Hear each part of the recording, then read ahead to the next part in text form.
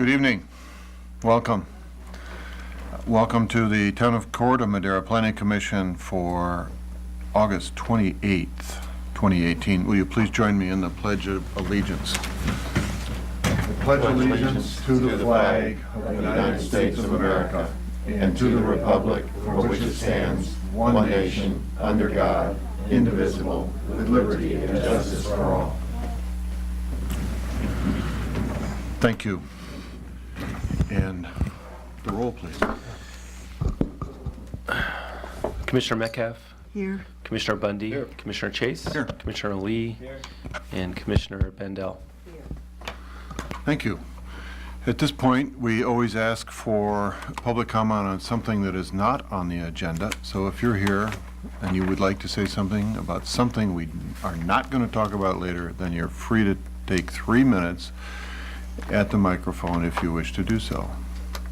I don't see anybody rising or sticking their hand up in the air, so we'll move right on to our business items tonight. So we have 2 items. The first will be a study session of the hotel at 706 Meadow Suite Drive, and the second item will be the 159 Prince Royal Drive ADU. So a study session is an item on the agenda for which we will take public comment and no decisions will be made. We will discuss it here at the dais, and we will take whatever you have to say about it and provide feedback to the applicant and to staff. The ADU tonight is an administrative review of application PL 20180066 for the approval of an application for a detached ADU at 159 Prince Royal Drive. This is a ministerial review. This is not discretionary, and we'll get into that in more detail later on. We will take public comment on that.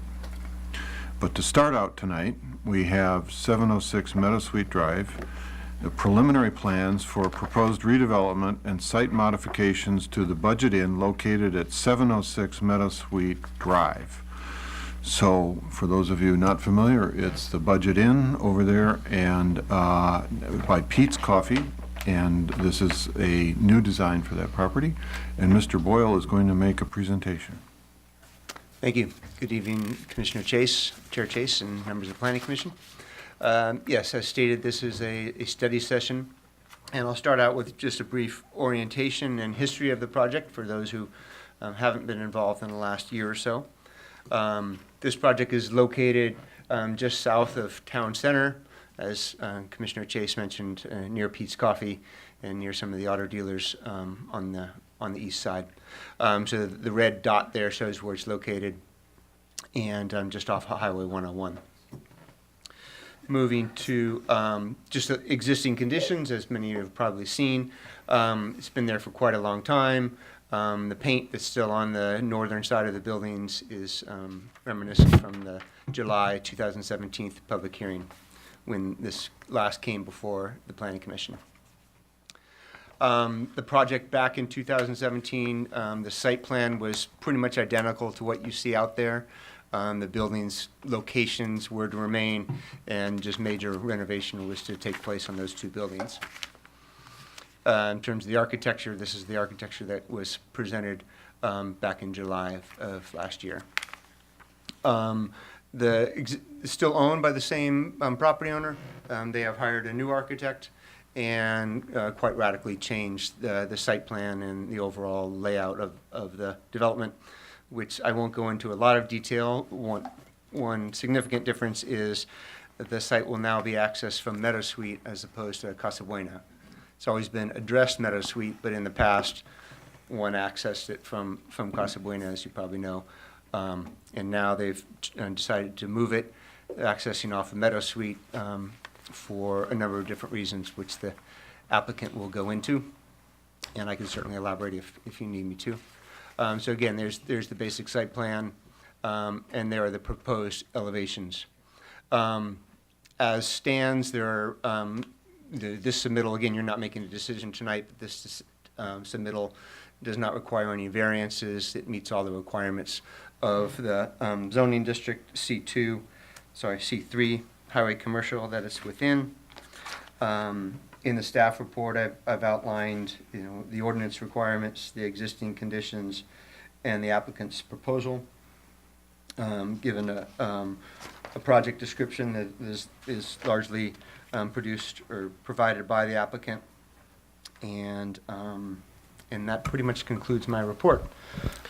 If you like, I can hand it over to the architect or take any questions. I'd just like to add one quick thing. I mean, obviously, we had a couple of public hearings back in July 2000, I'm sorry, yeah, I think it was May and July of 2017, I think. Anyways, I believe there were a couple of hearings that we had at that time.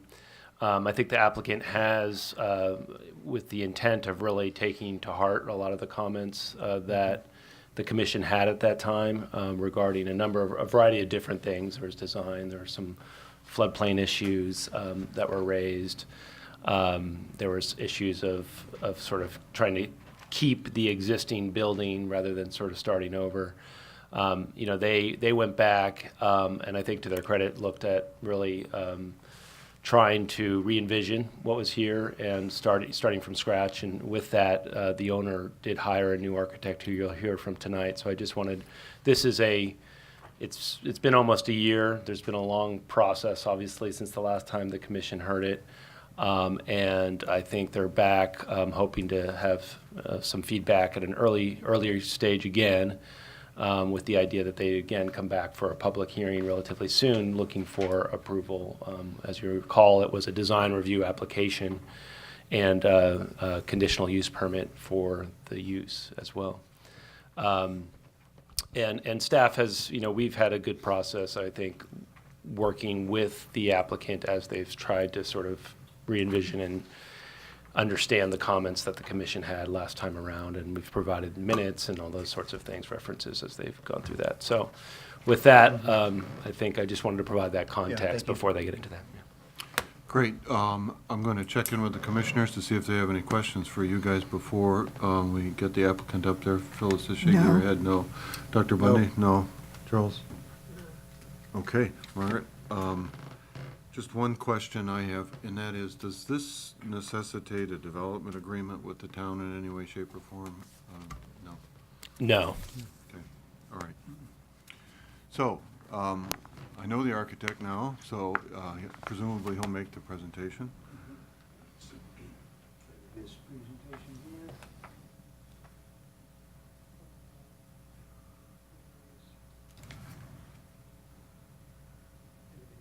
Study session.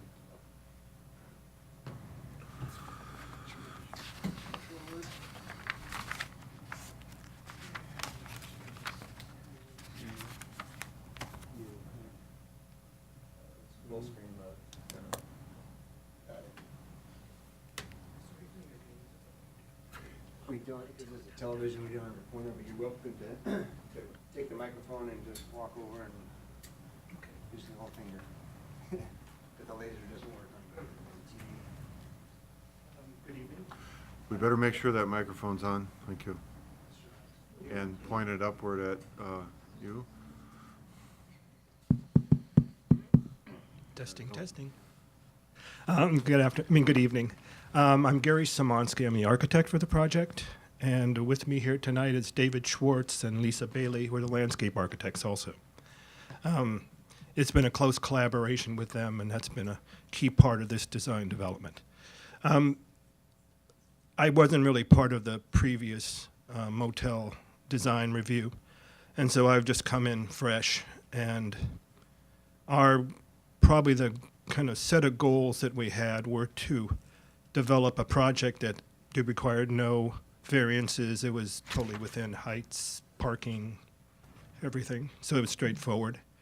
One of the things that probably led us to a one-story scheme was the 34% FAR. So it's when you have that little to work with in terms of the square footage, we decided to make sure that we could do it all on one level plane that is totally accessible without any ramps or elevators, and keep it simple so that we can maximize both the number of rooms and the area we dictated or left for the landscaping and to minimize the parking area that we could.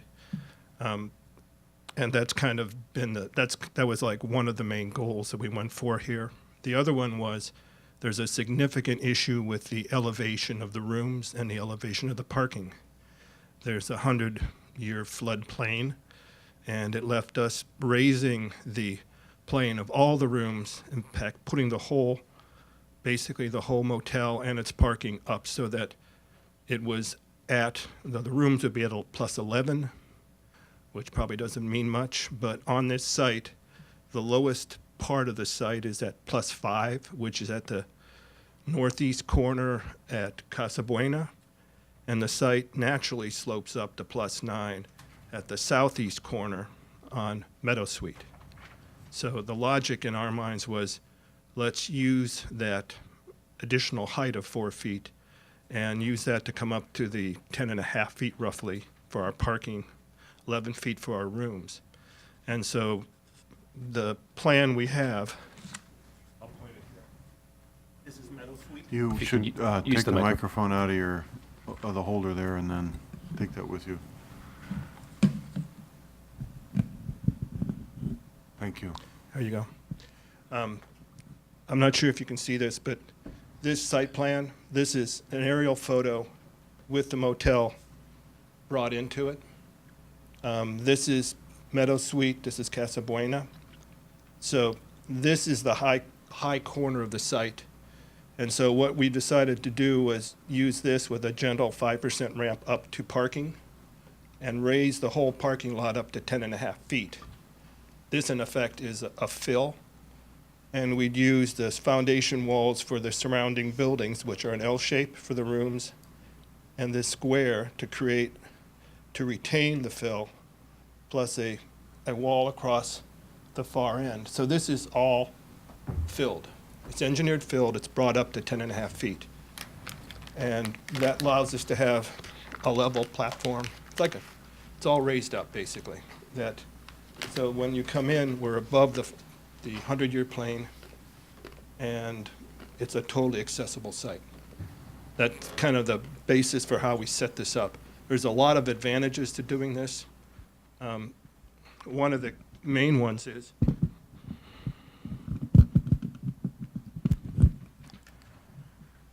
we made the decision once we were organizing the site that we would try and get as much landscape as we could with a site this small, both with parking and the floor plate. We were able to get about 18% of the site left over for landscape design. And to do one of the key features we thought was, let's just have one entrance to it off of Meadow Suite. That is an advantage in that there's fewer drives. We have no access from Casa Buena, which used to be, I think, the front entrance, although there's 2 drives off one and there's two existing drives off Meadow Suite, and there's one drive, a larger drive off Casa Buena. We're going to eliminate any drives on the Casa Buena side and make it a fully landscaped yard fronting that way. And we'll actually pick up a couple of cars of on-street parking there too, and just focus on Meadow Suite. The other part of it is, part of the design idea for this is that it be kind of a lower scale and feel a little bit more residential. It's as much as you can with a motel, which this basically is. And part of that is to have a landscaped front that faces and it's the more residential scaled street. It's better for biking, has sidewalks, you can walk to it. That all is kind of where we wanted to set the tone for the whole motel. We wanted to feel lower scale, more residential, and give a place where people can walk in and out of if they wanted to, or drive their bikes in and out of. And I think I'll stay here. Is he clicking? Let's go on next. So you see the site plan. We had to, it's rotated, so north is towards me. Casa Buena is on the right side.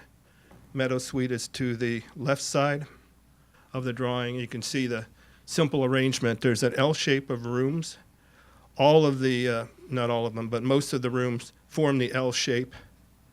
And then there's a small utility and maid's room in the corner. And then we have parking in between. And then the block to the left, the upper left, that houses both the offices, lobby, and 3 additional rooms. So all of this, and I think you can probably see that it had, besides the parking, which is trying to be convenient to the rooms, we also are trying to minimize the amount that we're giving over to the parking. We have 1 accessible parking space in the upper left-hand corner of the parking lot, and there's a connecting walkway, or not, a pathway that connects to the whole site. It's key to us that everything be accessible and easily accessed. Yeah, I'm on point. Let's go on to the room layout.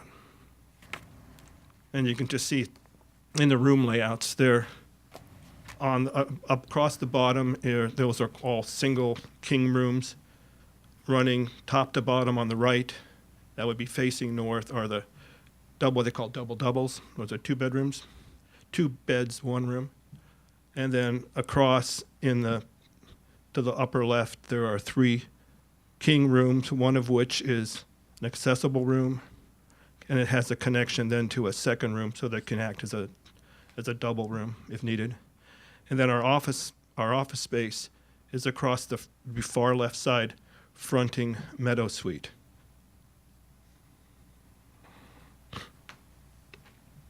This is just a roof plan. One of the key features about the roof plan, we're using a standing seam metal roof. It's a one-way pitch, and the key for us is that it enables us to do a maximum amount of solar panels installed on that roof. It's the standing seam roofs are ideally made to mount solar panels on. So we're going to max out the south-facing. So basically, the roofs you see with the dark gray, which represent the solar panels, they are canted up and facing south. So it naturally gives the kind of good orientation for them, the best orientation, and we maximize the amount of it. We'll get a really good deal of a good proportion of our electrical requirements, power requirements will be handled by the solar. That hasn't been designed yet. We'll be working with some the next time we come back, we'll be working with some actual numbers. These are just what you have are full elevations cut through you can see on the top we're looking to the east. Those are the rooms running along. It's probably not easy to see. The second one down is looking to the north from inside the automobile courtyard. On the third one down is the elevation that actually fronts Casa Buena.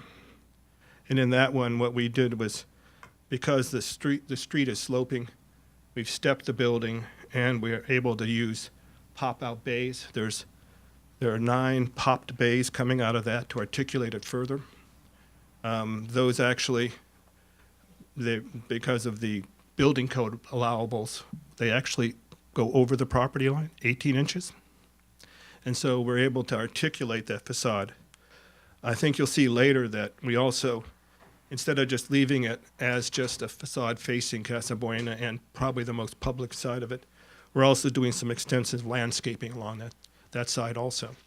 So it's basically just a yard with the building in front of it. There's no public access from Casa Buena directly into the motel. And on the bottom is just the elevation from Casa Buena, from Meadow Suite. So there's similar elevations on the top.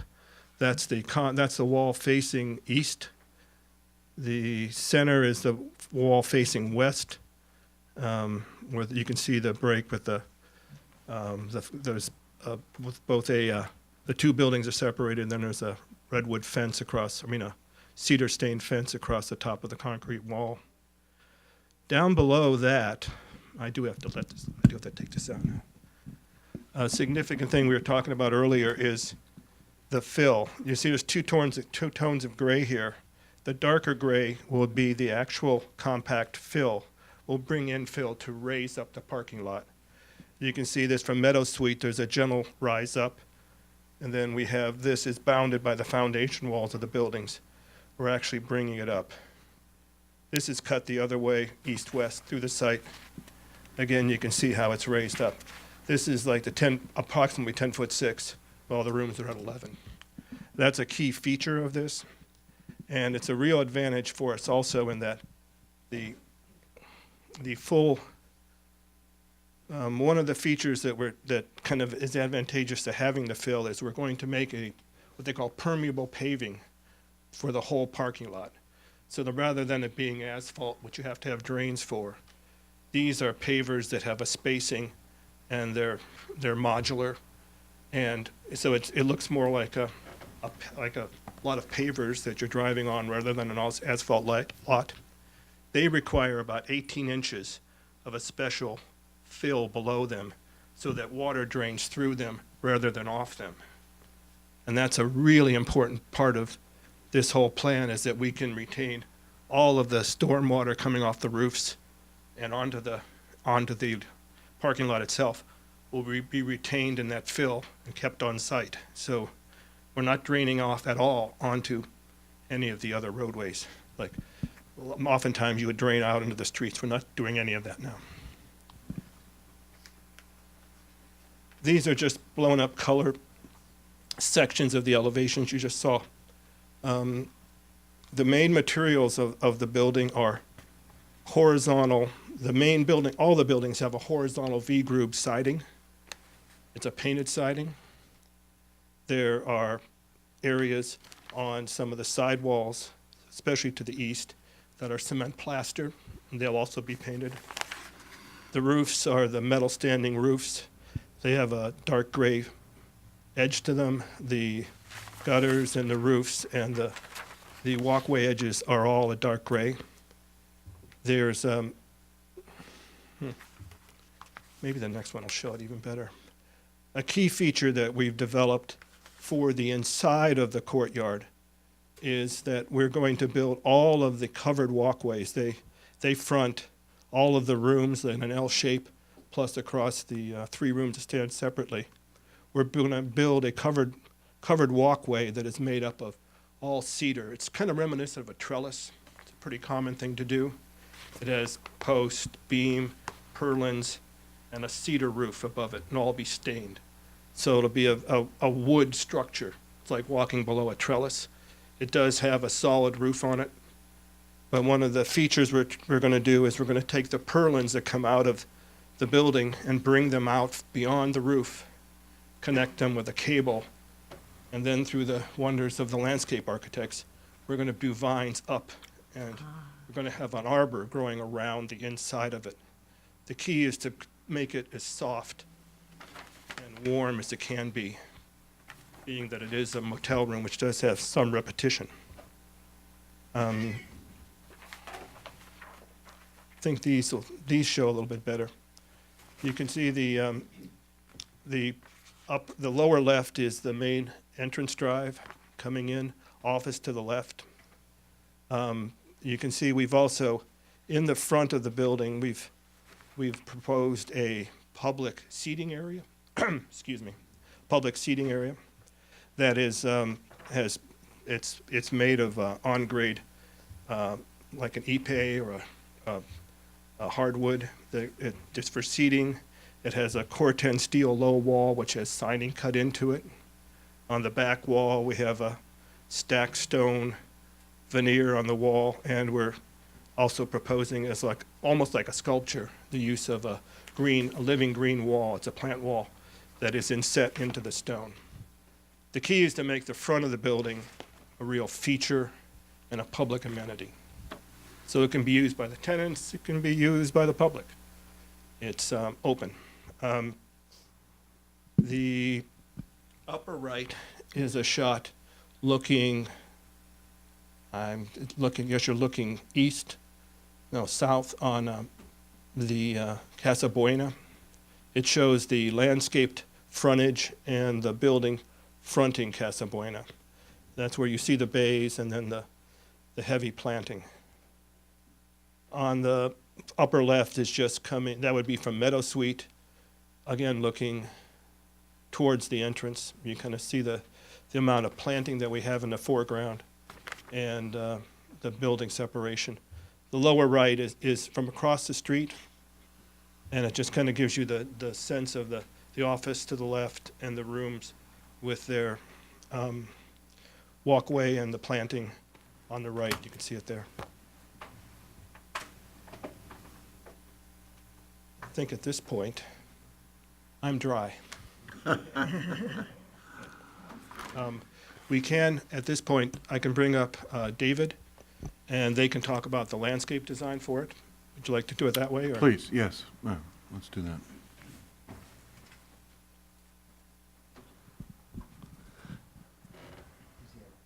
Yeah, good evening. I'm David Schwartz, Schwartz and Associates, Landscape Architecture. 2 clicks to the right. 2 clicks to the right. All right. And we've been practicing landscape architecture, design, build in Marin for about 35 years. And so we, in meeting with the city, we decided to go with about 90% all-native plant palette here, where we're utilizing redwood trees on the Casa Buena side. There's also a rainwater dissipator underneath the trees, so any excess roof water that comes off of the interior parking area also will come into this area. And then we have manzanita and ceanothus, all very hardy, drought-tolerant native plants on the Casa Buena side. And then on the meadowsweet side here, similar arrangement of manzanita and ceanothus and coffeeberry, ribes, if these mean anything to the public or the board. Again, redwoods on the corners, and Arbutus marina, which is a madrone tree, and it has a reddish bark, and it sort of ties into some of the color scheme of the architecture. Very beautiful sculptural tree in that area. It's actually a quite simple plan that we hope will mature gracefully, and this is showing it maybe 2 years in, this growth here. Of course, you get larger specimens initially, but we prefer to use a medium-sized tree to begin with so that it has a chance to root in and become acclimated to the site. And again, the rainwater catchment and dissipation of the paving.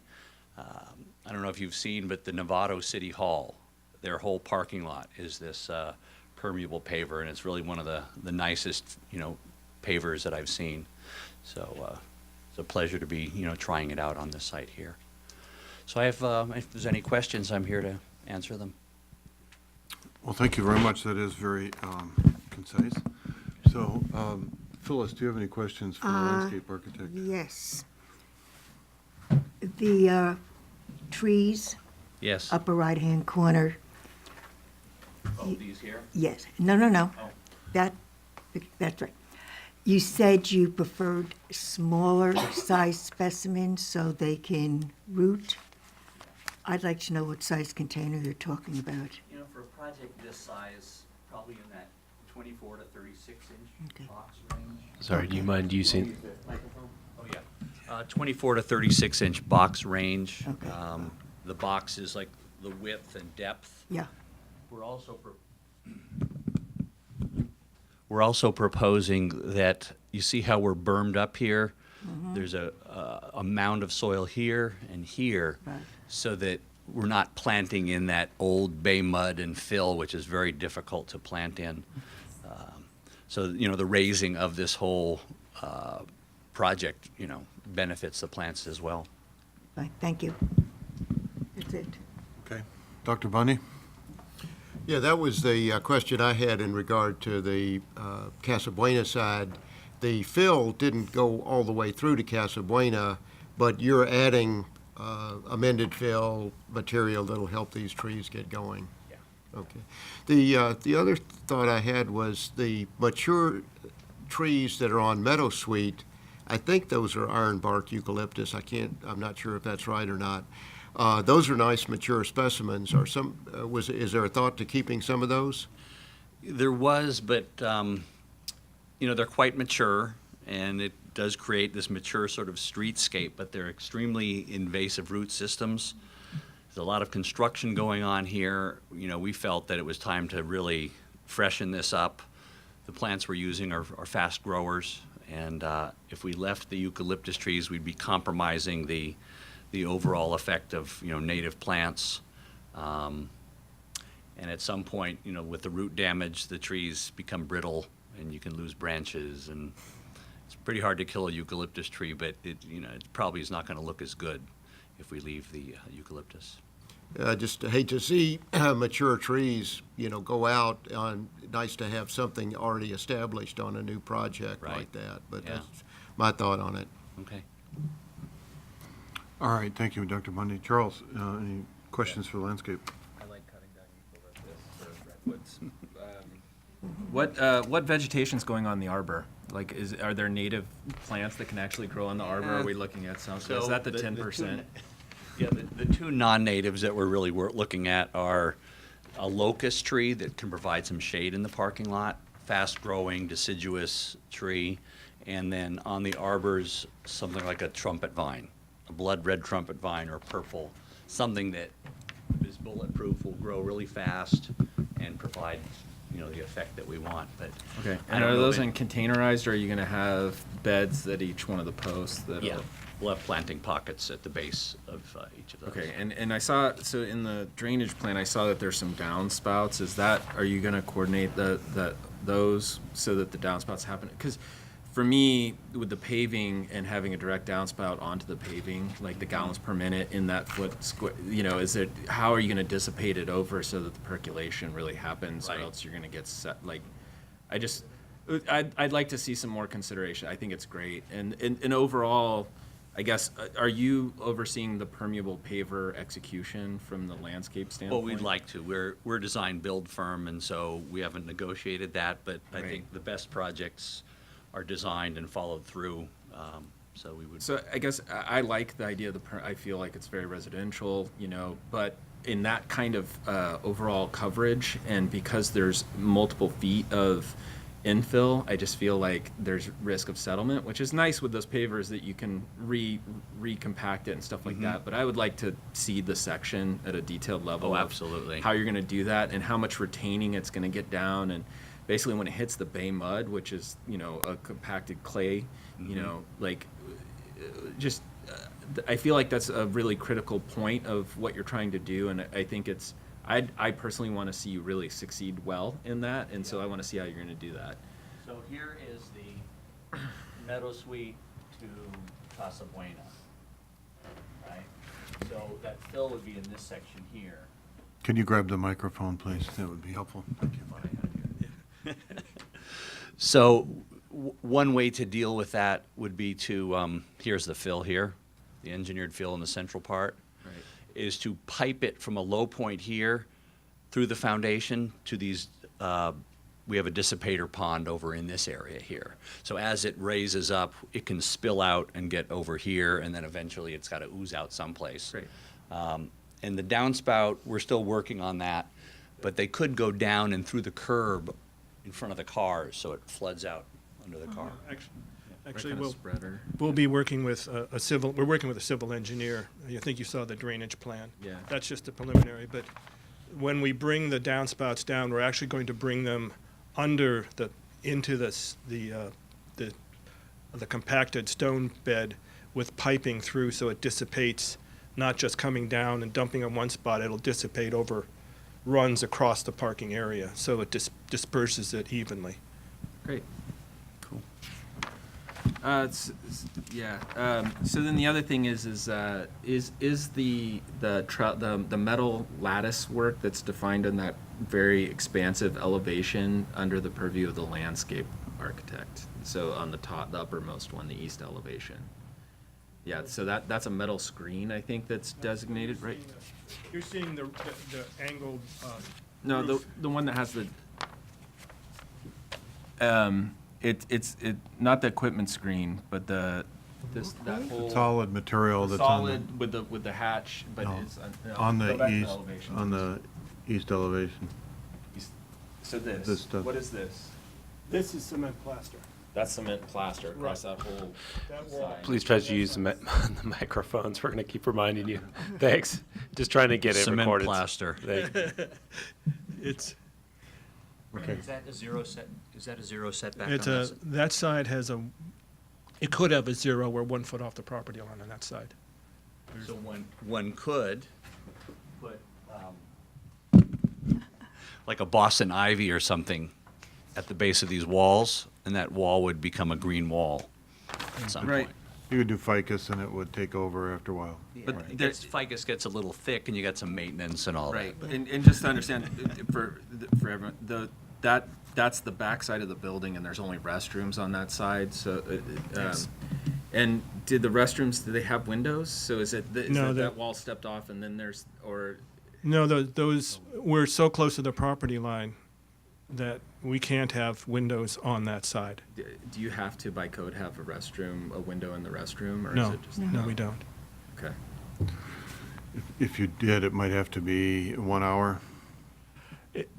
At that point, I don't know that we could. Right. I think if we were 3 feet off the property line, maybe we could have a protected openings. Right. But at 1 foot, Right. it allows us to bring downspouts and do some drainage and maybe a little bit of planting, but it doesn't really allow us to have windows on that side. Anything else, Charles? I'll stop now, so. Oh, don't. I mean, Yeah.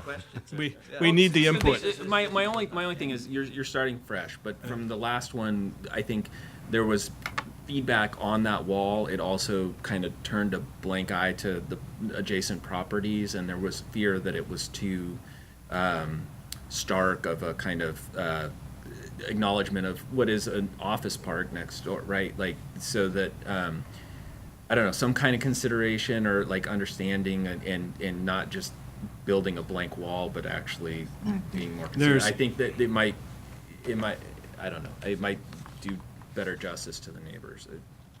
There's the advantage we do have is there's an existing 3-foot offset onto the neighbor's property from that line. And in fact, it's a 4-foot wide planted area that'll end up.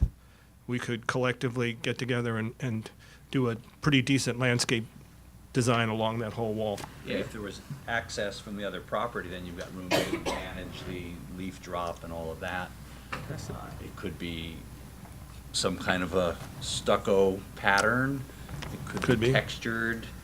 A lot of things could happen on the wall, it's just a narrow space. It would be a stucco wall, right. All right, got it. Okay. Margaret? Oh, Oh, sorry, Margaret? There's a lot of wood that's being used in the cedar.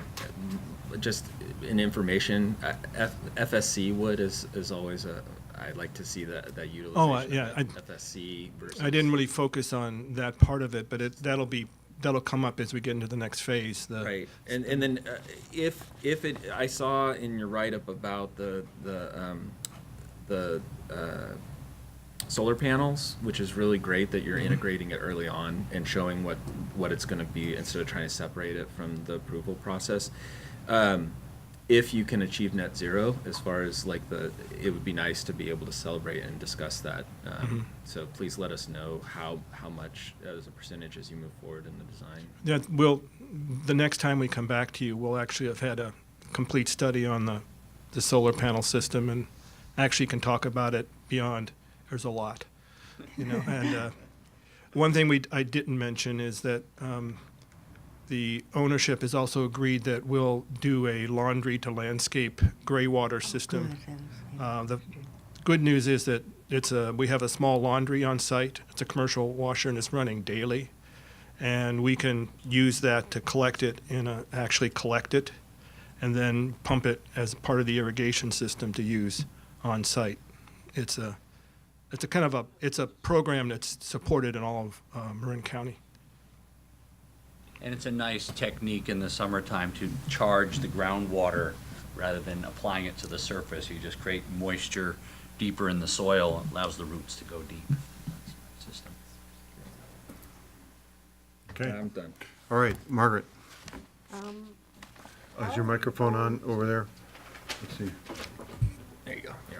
How are you going to manage the size of the redwoods? I have redwoods and they become sizably unmanageable in a fairly short period of time, not to mention their droppings and mess. They're, local native trees that, and I'm not sure they're blocking views per se.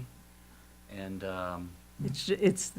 They become dangerous after a number of years. well, one can thin them and they can be topped, to be shorter. But a redwood is a redwood. You can only, keep it down so much unless you turn it into a hedge. And that's not what our intent was here. We could also limit the root size by creating root barriers within there that would slow the growth down.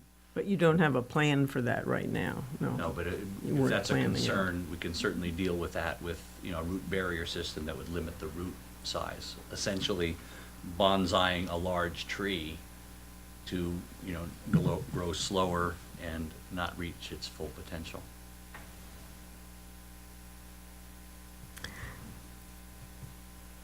I think that was my one question about the landscape. Okay.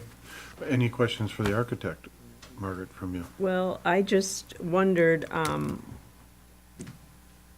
if you're going to need any signage other than the sign on the building to direct people from the highway to the, No, I think that the feeling was that this would be, you would be coming to this motel using GPS or whatever method you would be coming to it. We only have 2 signs at this point considered. One is on the west side, facing, let's see if I can get to it. You can see it in the upper right-hand corner. We'll have an illuminated sign that's on the west wall on the Casa Buena side. That'll be illuminated so that if you are going down Casa Buena, that does read out for you as to what it is. And then on the other side, we have the horizontal you can see it in the lower left. It's kind of a horizontal Corten sign. It's like a low wall with backlit letters in it.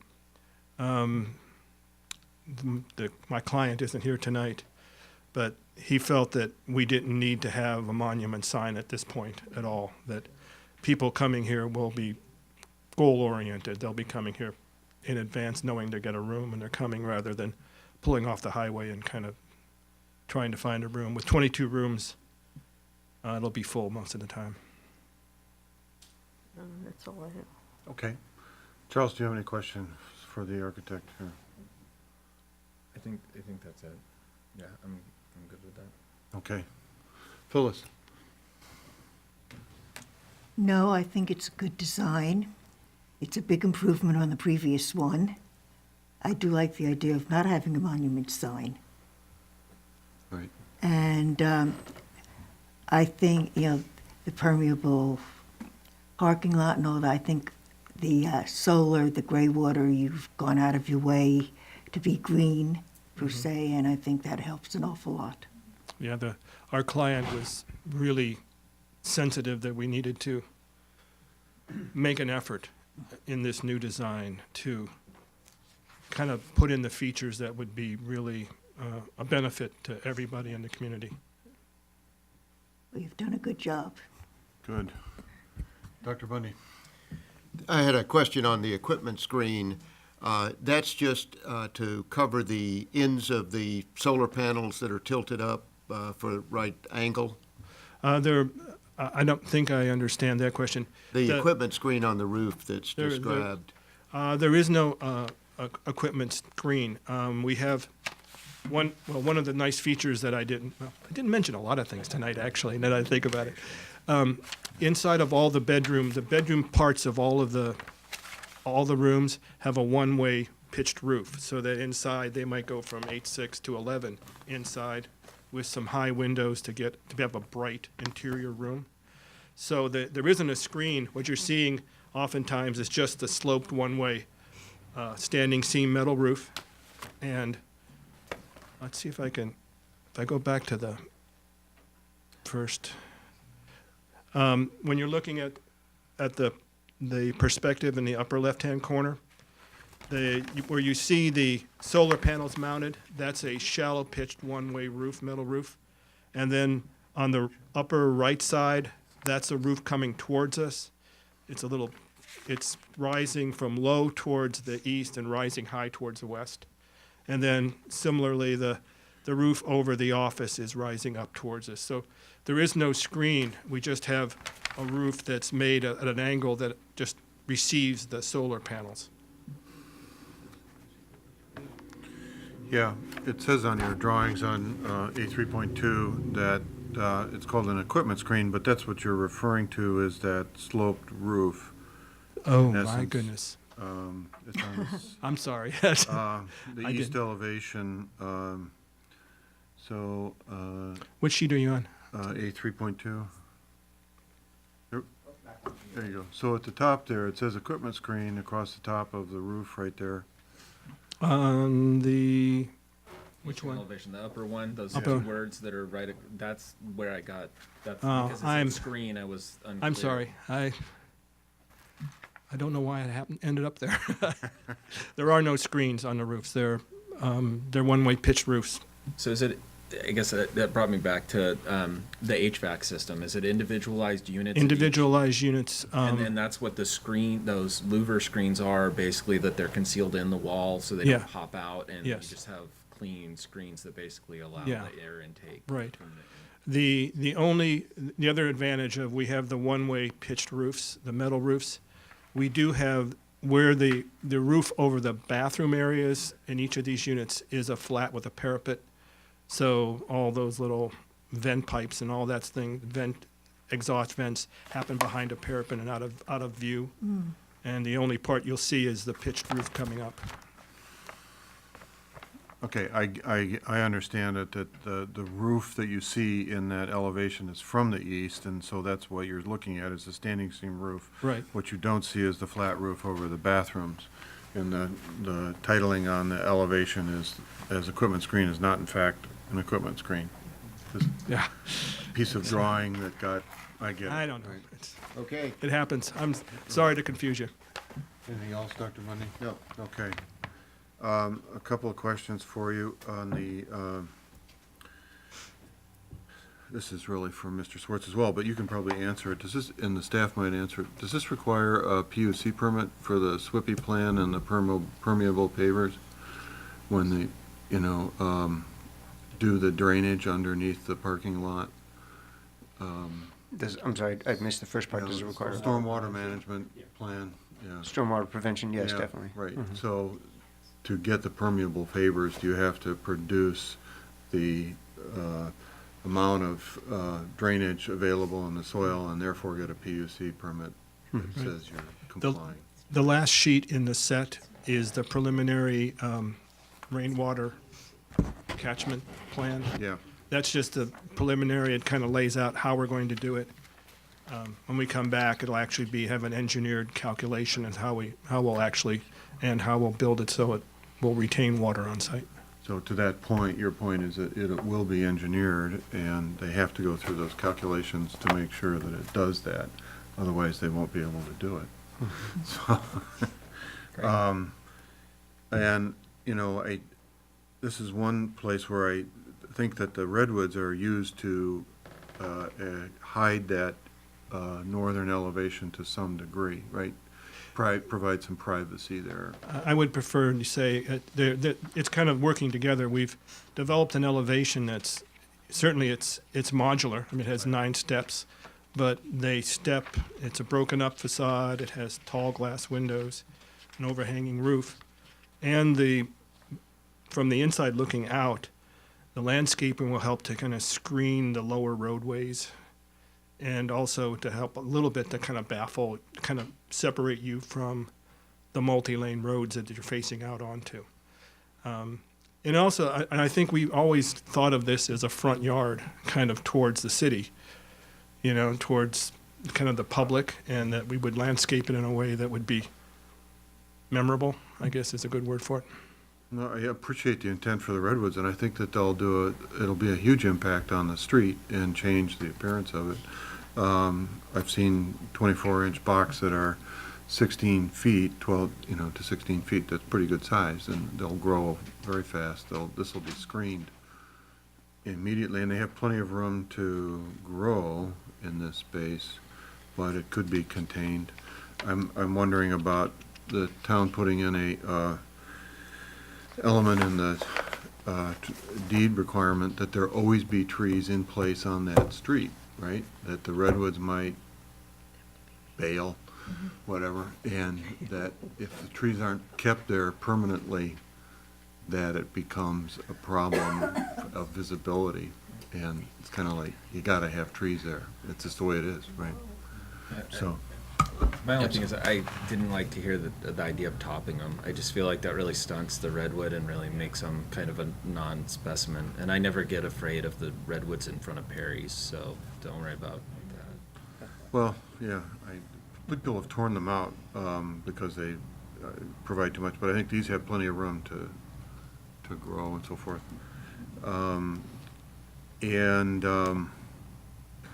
I see how you've reached over. There is the commentary about the repetitiveness of that elevation, but I like the way the rooms have that 2 elevations of glass rather than the 1 elevation, typical to hotel rooms. So, it's kind of like take your pick, have a repetitive module or create something a little different there. One thing that happened when we stepped the rooms, because it's not a square site, obviously, if we follow the property line, the building steps as it goes down. But we've also tried to make sure that each one of these rooms is shaped in a way that it's a very nice bedroom, and that it has, all of these have high windows that are pretty high up on the wall, that will allow high light into the room, so the rooms will be bright. They still have to be lined up so they can be blackout curtained and things that are important, but it's just a good feature for the rooms. Well, I think on the whole, what I hear from the other commissioners is that you guys have done an exceptional effort in changing this from what it was before. You came fresh eyes. We don't relate to what it was before. This is entirely different. And the green aspect of this is very appealing, and I think it's another project that we as a commission would like to see people come to us with as much of that green element as possible, and it's just good business and good building and all of that. The commentary about the east elevation and that stucco, please try to address that. I think we had that firmly rooted in some of the commentary before. There's never any assurity of what will happen on that neighbor property. It could get redeveloped, and they might put a wall against your wall, but in the meantime, some sort of appeal and some way to create, you could do panels of different planting, to create different textures, some other things. Mr. Swartz looks like he wants to make a commentary here. So we had a big blank stucco wall on Miller Avenue across kitty corner from the Chevron station. It's a place called the Cafe of Life. Yeah. And we put 10 Virginia creepers or Boston ivies on the wall. 3 years later, the whole thing was green, fall color, very attractive. So inexpensive, but very easy to do. Great, All right. yeah, thank you. So, unless I'm hearing anything different as I look around, I think that the commissioners like the project, they like what you've got on paper. It fills a lot of check boxes as far as we're concerned, and certainly from the last application, it's much better. It's really great. I applaud you and hope that you'll return with some of these things addressed. Mr. Adam? Sorry, no, not to interrupt, but usually we get an opportunity. I'm sorry, I That's what we apologize. think. So we'll go to the public comment now, but I wanted to let you know what we thought. So perhaps a little premature, but. I'm sorry.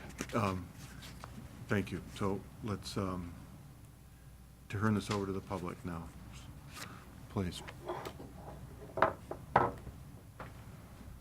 3 minutes, state your name, if you can. thought you forgot it. Patty Stolier, Casa Buena Drive. I am thrilled with the redo of this. I am so glad that they got rid of the other person and took you on board. So it was really a fine decision. I love the idea that the only entrance is going to be from Meadow Suite because it never made any sense to have an address on Meadow Suite and an entry on Casa Buena, so that is delicious.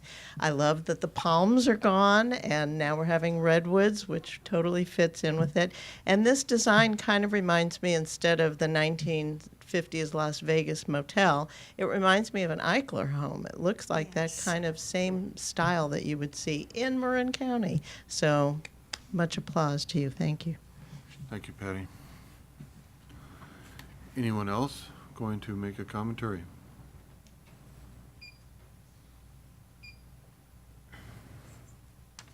Peggy Burnett, 14 Laurel. I think you should take a look at there's a huge redwood tree outside the dental office, right next to Pete's, and it's been topped, but that tree interferes with the power lines, and I think, all due respect to PG&E, we should be planting trees that are not going to interfere with their power lines. Just an idea. Thank you.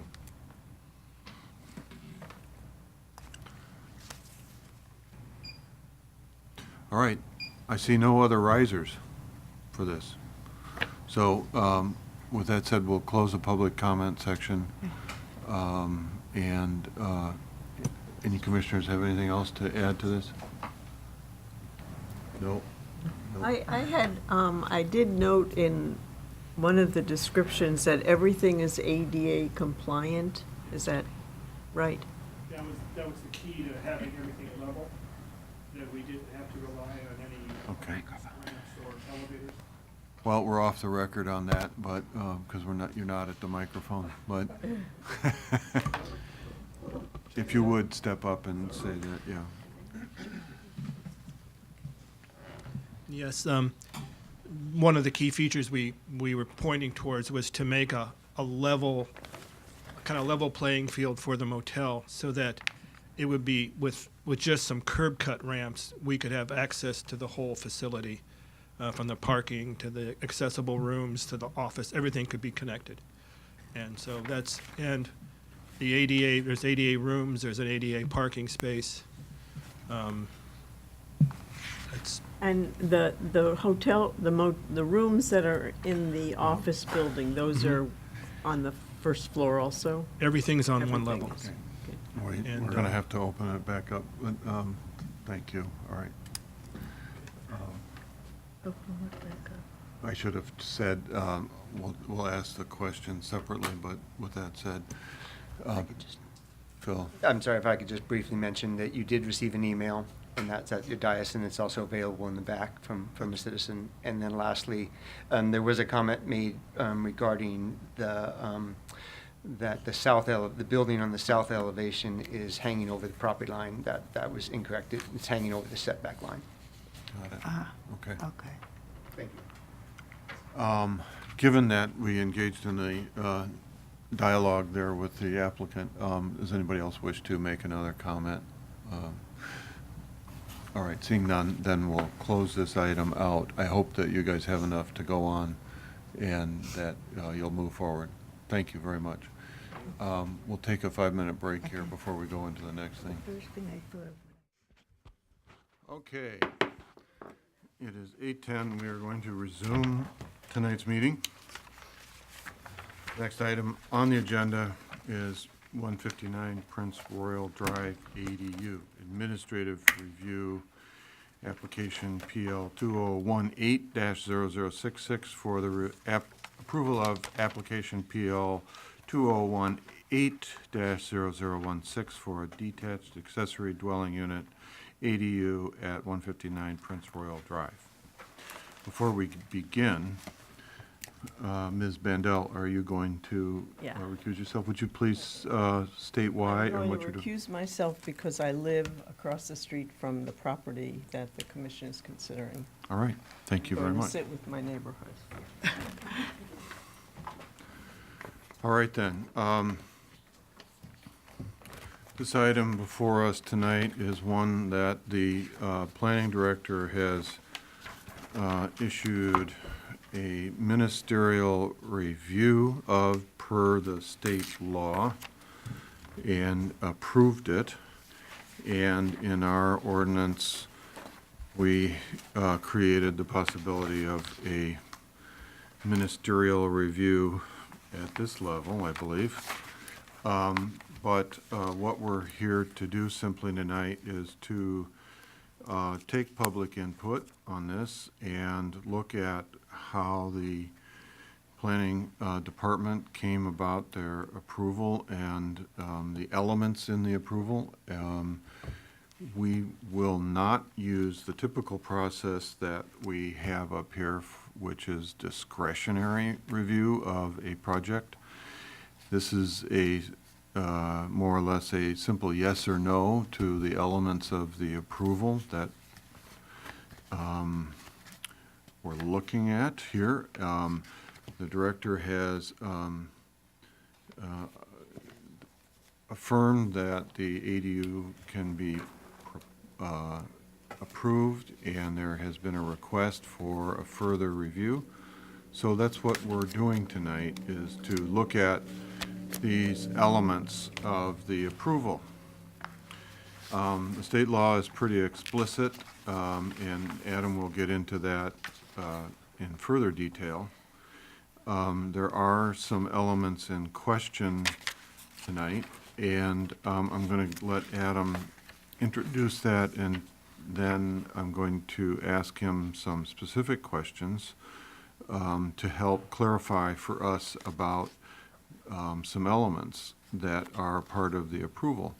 But before we get into too much detail from other commissioners or in the public comment section of this. So, Adam, I think that you would like to introduce this item, as is the custom, and to give us an overview, and then I want to get some clarifications. So. Absolutely. Thank you, Chairman Chase and members of the commission.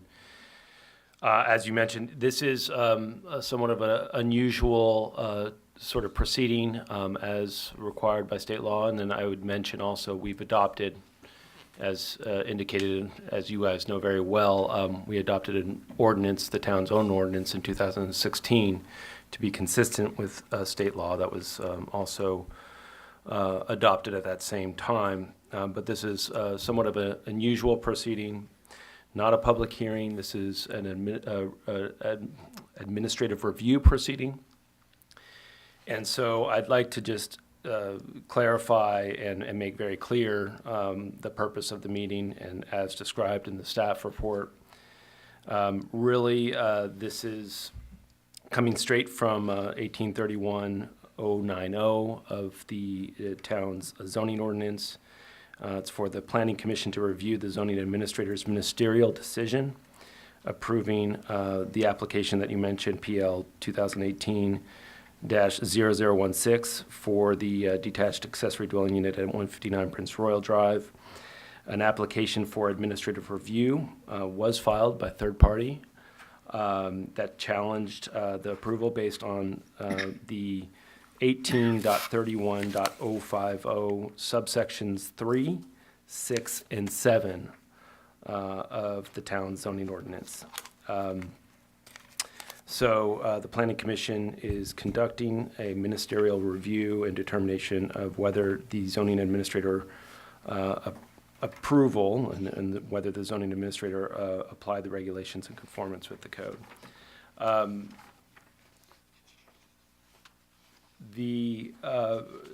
So in essence, this is really a conversation or discussion between the commission and staff. Yes, there's a third party who has requested that the commission review staff's application of the ordinance, and that is what the commission should be focused on in those specific sections that we mentioned, subsections 3, 6, and 7 of the town zoning ordinance. We have outlined, and what I'd like to do is sort of give you this introduction Doug will give some background, just generally on the background of the project and some of the timeline that we've gone through here related to this process or this project. And then at the end, there will be some options for you, obviously, after hearing public comment as well. As we note at the end of the staff report, there are a couple of options that we've outlined. There's a resolution that we have included as an attachment. I believe that is attachment 8. And sorry, the pages actually aren't numbered individually, so we'll guide you through these if need be. That the resolution would uphold or approve or confirm and agree with the determination that the zoning administrator properly administered the applicable provisions of the ADU ordinance. And then number 2, the commission may, by resolution, determine that staff improperly administered the applicable provisions of the ADU ordinance and recommend staff to require specific changes to the ADU application that would result in compliance with the specific objective standards under review. So those are the 2 things I want to focus on. And this, again, is related to those 3 subsections that were filled out and requested by the third party here. So that is related to parking, architectural compatibility, and privacy, I believe, are the 3. Is that correct, Doug? Zoning standards. Okay, what's the and so what we'll do is we've included a fair bit of information here. I'd like we have some background. I'll turn it over to Doug to sort of walk you through what's in the staff report. I want to make sure that you understand and that everybody in the audience also understands everything that's in here in terms of the documentation, and then we'll be happy to answer questions that you may have about our review. Thank you. Mr. Bush? Yeah, so kind of starting with the application timeline. I have a few slides here just for general reference. But we received the first application for an accessory dwelling unit at this property on February 1st of this year. We went through some steps with the applicants, some sort of basically back and forth requesting additional materials needed to make the application complete. The application obviously requires information necessary for staff to determine whether the application meets the specific objective standards. So we work with the applicant to get a complete application. Prior to completeness, however, the state establishes a sort of time clock within which the town must make a decision. It's 120 days, and it's one of the many measures that the state requires of the town to ensure that that these applications move forward in a timely manner. Because the application was incomplete prior to the expiration of the 120 days, we denied the application based on that basis. The applicant then came back a few days later on June 4th, reapplied, and therefore started the clock over again. When they had worked through all the completeness issues and had provided a full complete application, a courtesy notice was sent out to neighboring properties within 300 feet. That was in July 2nd. As a result of that notice, we received a number of questions, concerns, comments regarding the application from neighboring property owners, and staff worked for really a month prior to approving the application to communicate with those who were interested in this application to kind of ensure that there was clarity in how the process worked, and what was within the purview of the department in review of this application, and how staff had viewed the applicant's compliance with the required standards set forth in the ADU ordinance. In August, and there's quite a bit of correspondence that's been included as an attachment, as well as staff's responses, obviously, to the inquiries received. Some of those some of the topics in that correspondence kind of falls outside of the objective standards for this review of this application. But, we received questions regarding soils reports and other things that are again outside the purview of this process. But we did attempt to kind of clarify when those topics come up in the review process, many of which come through in the building permit process and not at this time. But happy to answer questions if need be on that. But that is included in attachment 5 of the staff report. On August 3rd, the accessory dwelling unit permit was approved and issued. And August 13th, we received a request for administrative review, which is why we're here tonight, obviously. So much of the staff report sort of outlines what Adam had touched on, which is the basically sort of the background to how we got an ADU ordinance. The town can establish an ordinance if they wish. Otherwise, all ADUs go through a process that defaults to the state's minimum standards. The town is allowed to exercise or set certain limited standards for review of these applications, but those things are very limited and seem to be decreasing every year. But in 2016 was the most recent significant changes to the ordinance, and it went through the Planning Commission, as you all know, and many of you were part of, and it went through the Town Council and was approved. Some of the things that the state addressed at that time, which are pertinent to this application as well, they're essentially looking for opportunities to break down barriers, break down obstacles to creation of these units, given the current housing situation, especially in the Bay and throughout the state. One of those main things was changing and removing some of the requirements for parking, knowing that parking was often an obstacle to these units being built. So the state essentially said that in some limited situations, the town could require parking, but in other situations, no parking is required. This is one of those applications that is eligible for that exemption of a parking requirement because it's within half mile of a transit stop. And that's all explained very thoroughly, both in the correspondence to interested parties and in the approval letter that are included as an attachment. But yes, the staff report kind of goes through a lot of the background process to why we have an ordinance and the limits in our, what we're able to look at in review of that. Kind of getting through that, I guess I can just provide a little bit of context here of where we are and what we're looking at. This is 159 Prince Royal Drive. This is a slope property. As you can see, it ramps up as you move south on Prince Royal Drive. The proposed unit will comply with all setbacks as is required by the ordinance. Be located at the lower portion of the site on the corner of Constitution and Prince Royal.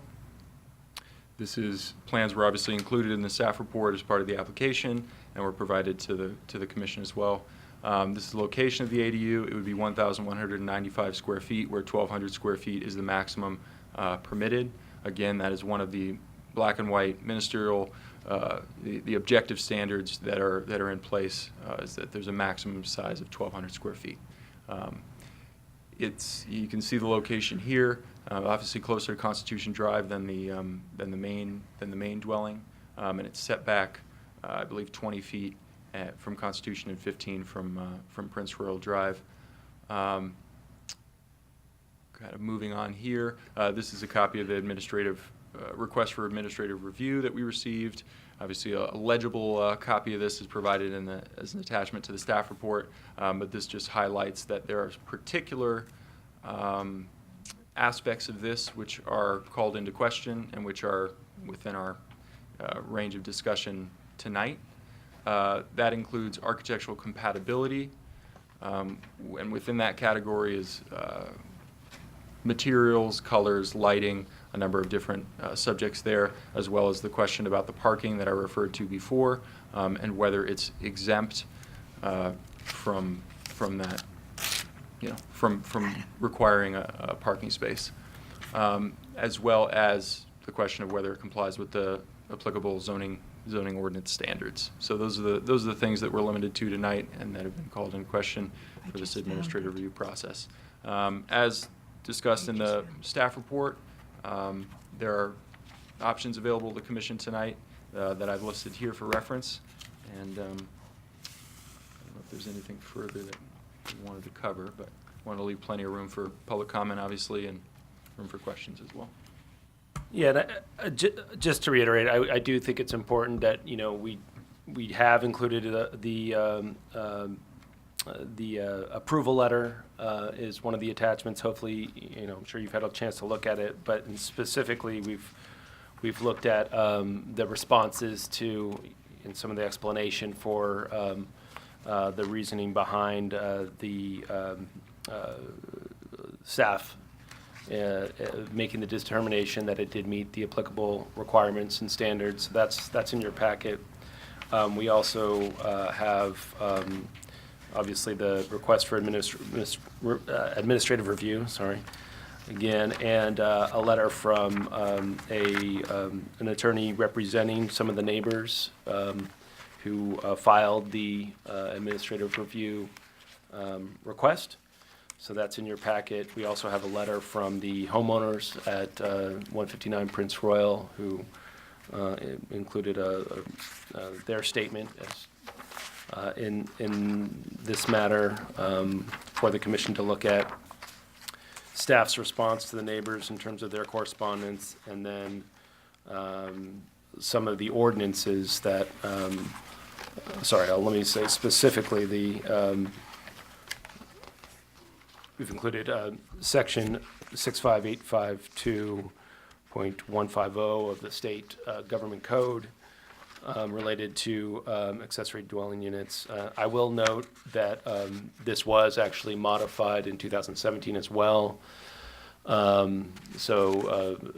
was in effect, the most recent version of the government code did have some modification related to parking standards and parking requirements, as well as included some language about making the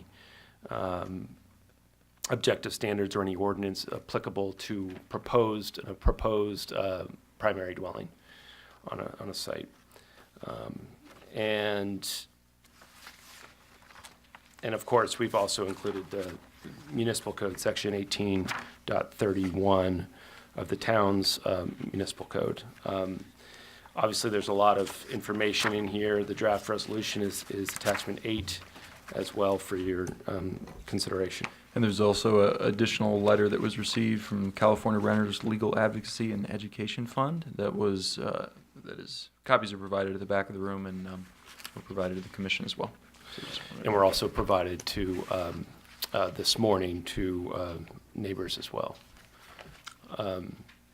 So with that, we're happy to answer questions you may have of us, and happy to move forward. Certainly, yes. Thank you. I think that the staff report and the inclusion of elements from all of the neighbors is fairly comprehensive, at least appears to be. I don't know of anything else that may have taken place, but it seems to thoroughly describe where we are. A couple of questions for you guys to clarify.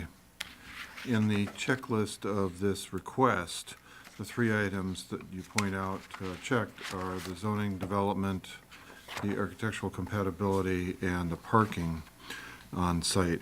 So that's the basis of the administrative request, review request. And I can speak to a couple of things myself, having read the report a couple of times and seen where you've addressed these specifically. I am asking you to clarify one. I'm going to start with number 1, which is the zoning development standards that they're requesting a review of in this their letter. And your administrative review specifically states that it complies, and so I would appear to agree with that. I don't know what the actual request regarding that zoning development standard is regarding. Are you able to accurately give us the information as to what is the basis of that request for administrative review here in the zoning standard, development standards?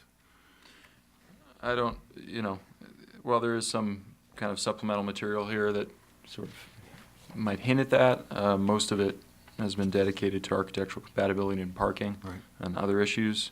As far as what exact development standards are in question, I might leave that to the, Okay, so the accessory dwelling unit but does comply, and per your letter, it- yeah, just to speak to that briefly, the maximum height for the zoning district, which is the R1 zoning district, is 30 feet.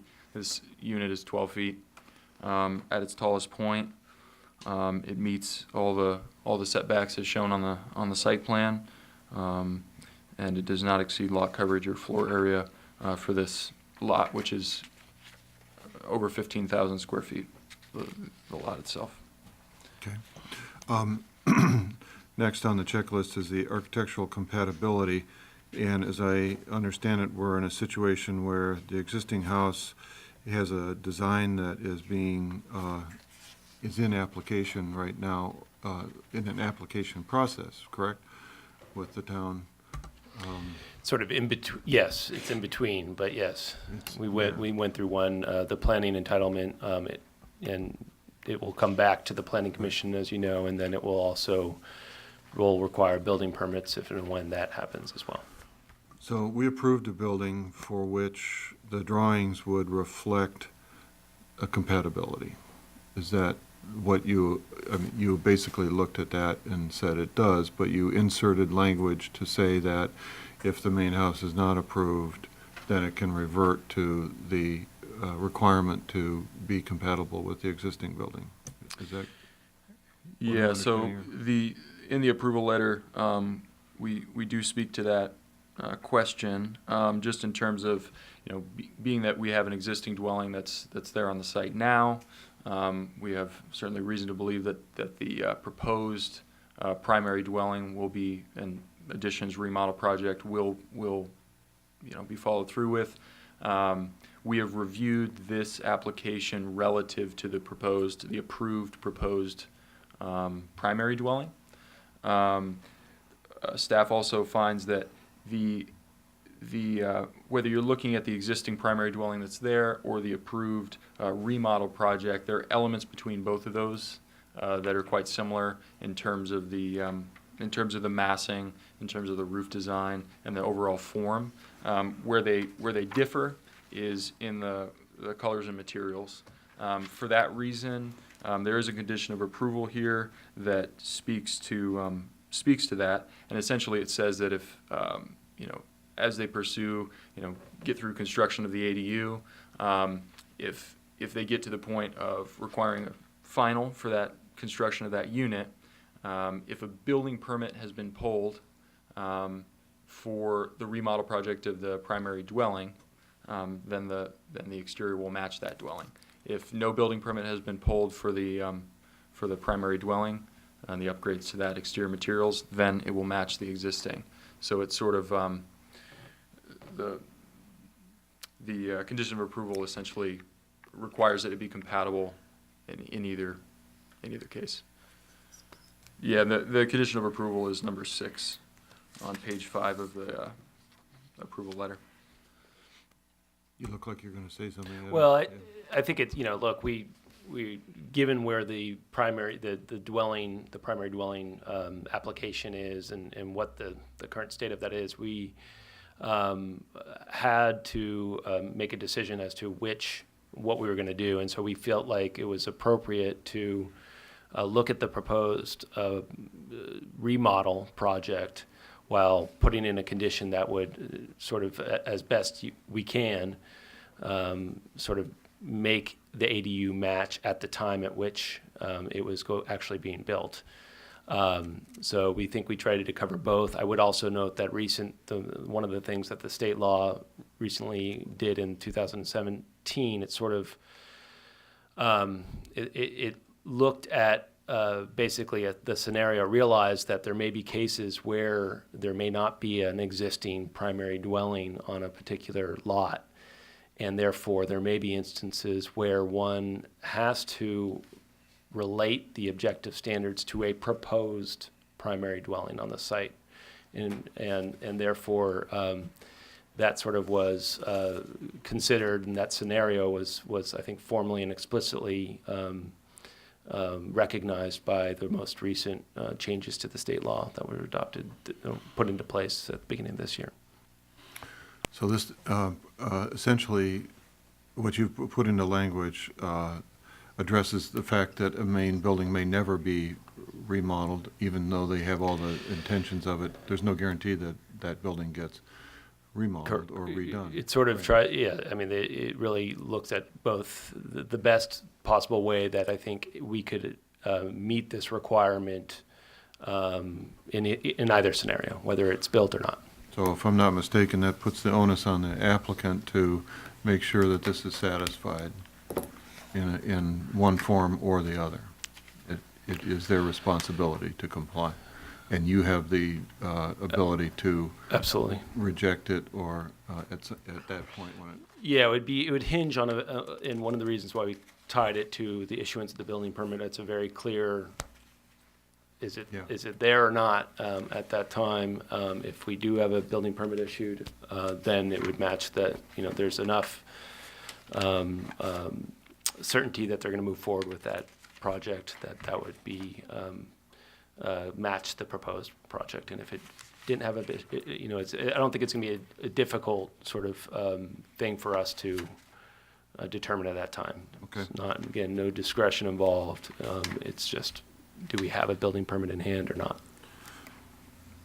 Good. When I read some of the correspondence, it addresses privacy and that line of sight, avoid line of sight to windows of adjacent properties. Adjacent properties could mean either directly adjacent. Is that the extent of adjacent description? Is across the street considered adjacent? And what is the subject of privacy here? So,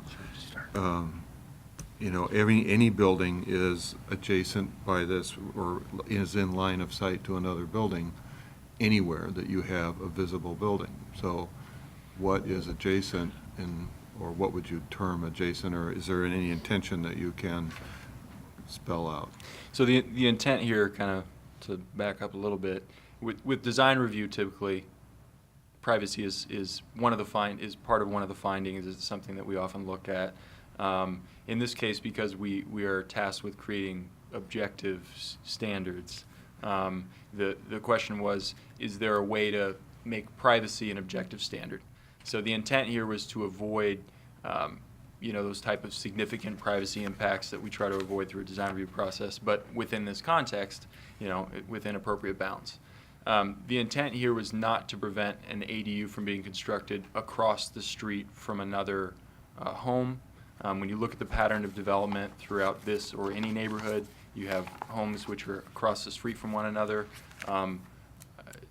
Very rarely, if ever, do you see a home which has no windows facing the street elevation. In fact, most of the time, if we saw something like that come through a different process, that wouldn't be a desirable design. In this case, as staff has kind of articulated in the approval letter, we're not looking at adjacent as being a home across the street, which has windows which face the front elevation. Anyone walking on the sidewalk, driving their car down the street, can look right to those windows. It's no different than a house being located across the street and having that same kind of opportunity. Staff does not view this as a privacy impact and views the application as complying both with the straight read of the standard as well as the intent of it. Yeah, and just to follow up on that a little bit, one of the things that, the plain reading of the standard says it's, I Actually, let me make sure I have it in front of me. Sorry.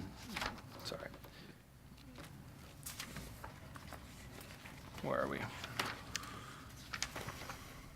Here we go. So it says, windows shall be located to avoid line of sight to windows of adjacent properties. And I understand, I think you raise a really good point about what is adjacent. I mean, typically, adjacent is adjoining properties.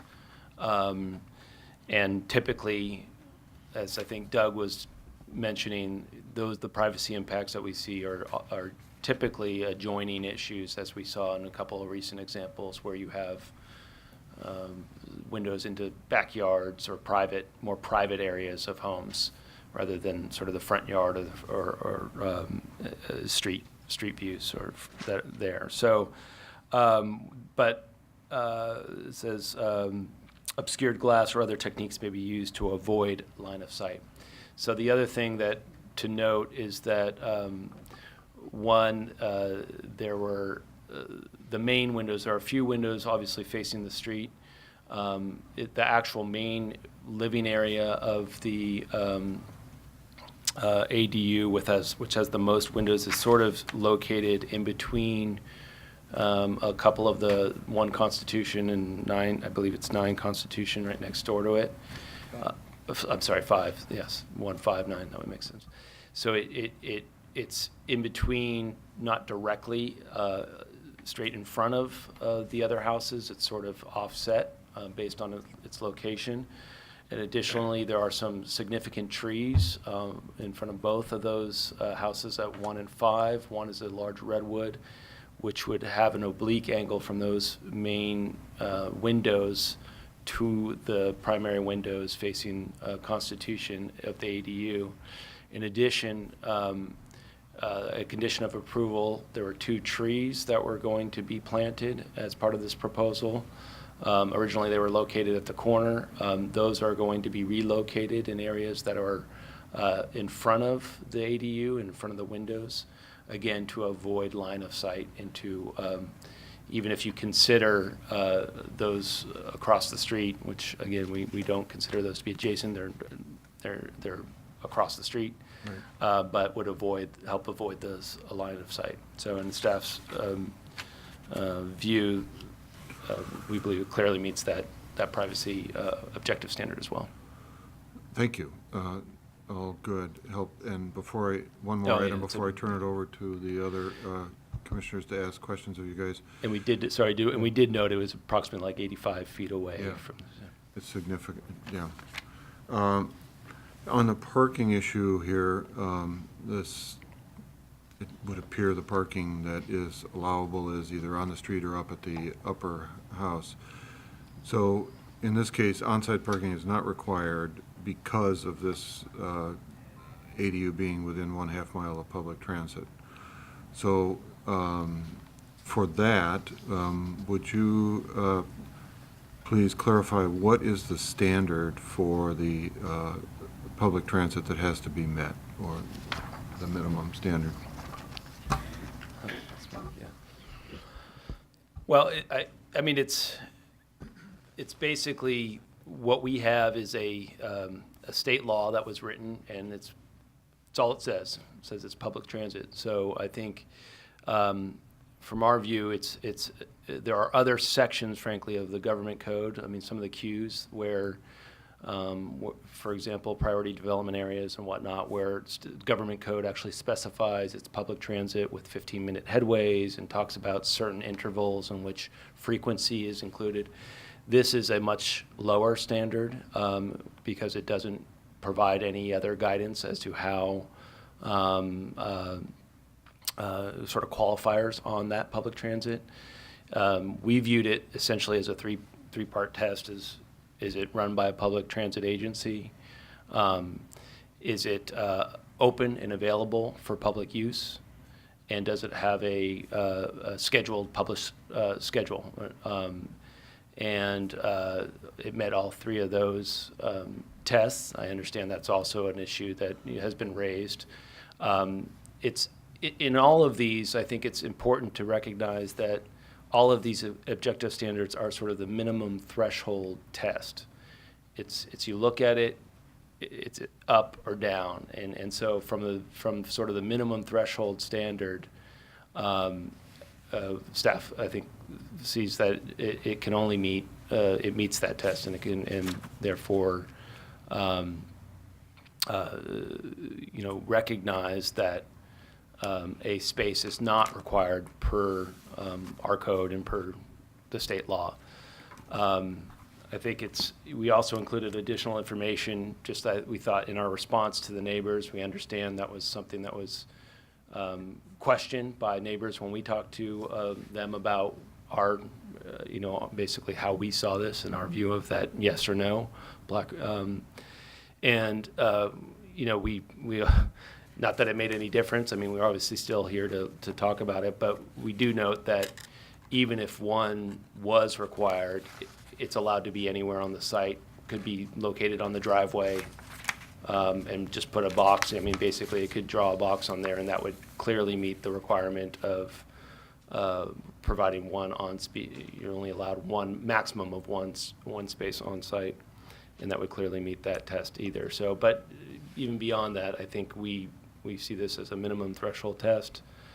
There's no other guidance for staff to review it other than is it meet that public transit requirement. And just to add to that just a little bit, because there may be some confusion in reading the current code, the way it's written, the town's ordinance, because we state that one space, where a property is not exempt, this is exempt, but where a property is not exempt, they're required to provide one parking space per bedroom. In the most recent updates to the state law, they have limited that and said no, one space maximum required per ADU. Right. So if a space were required, we wouldn't be looking at bedrooms, we'd just be looking at one per unit. Right. So that's just something to clarify, the discrepancy between how our code is written and what the state now allows. That was a recent change. Okay, that's good information out front of this. So I think that I'm going to ask Charles if he has any questions of staff before we go to. I have a few. So one is on the architectural compatibility. I have read the language and talked to you in depth about the trigger that, depending on the state of the other application and permit, triggers the compatibility, right? So I think from an administrative review, it's acceptable. But I also want to ask just a question after that of the downstream. So if they do not pull the permit and it conforms to the existing condition, and then later on they decide to pull the master home permit to upgrade, what effect does that have on the ADU? Not that it affects the approval at this point, but just. Yeah, I mean, I think we look at this at the time of application, at the time of decision, we make that determination. I think things can change down the road with people's properties that don't, that are allowed, and that they. We recognize that, and that's with all projects, but I think we have to make a decision based at the time we are actually permitting or not permitting a project and whether it meets this or not. I think it's a good question and there's a lot of different scenarios in the way it could play out. I think, our determination would be made here and now. We've kicked around the idea of maybe a condition of approval related to that to a certain degree, that would try to hold it true to this, at least the intent. We haven't included one at this point in time, and we didn't think that was appropriate to do so. So I guess my question more pointedly is, if this ADU is approved and conforms to the existing, and then they go back and want to upgrade the new one, does the new permit that they pull for the new one bring that back to the commission, or in some way is there a review of its compliance with other dwellings on the property at that point? Well, what we've outlined in respect to the primary house is that it is still required to be reviewed at the commission, and that was in reference to landscaping primarily. That was the condition of approval that applied to the primary dwelling on the house as part of their design review application. And when that comes back, there are findings related to the entirety of the site plan that would have to be looked at again by the planning commission and be affirmed that those findings can still be made. It would not affect the ADU application and the permit for that, but it clearly there's a discussion to be had about the primary dwelling in that process coming back. So you have that pattern existing in the town of Corte Madera and all over the county of Marin, is if you have a second unit, and there are existing second units today, and someone decides to remodel a primary structure, it doesn't necessarily require the second unit to be redesigned as well. I think it's actually it's a good point. I think these objective standards, and I think this gets back to the origins of our ordinance. They've been in existence since 2002 or 3. It was proposed in 2002 and 3. There was always a ministerial approval process. These same objective standards were in there as well. So this is every ADU that's been built since then has sort of gone through these same objective standards process, and there's been some tweaks and whatnot, as you can imagine, to probably both units as over the years. So. Okay. So then the other one is informational. It's the governing body that sets up the state rulings on this. Is that the state assembly? The state legislature, they revised this and passed this piece of legislation in late in the session at the end of 2016, effective January 1, 2017.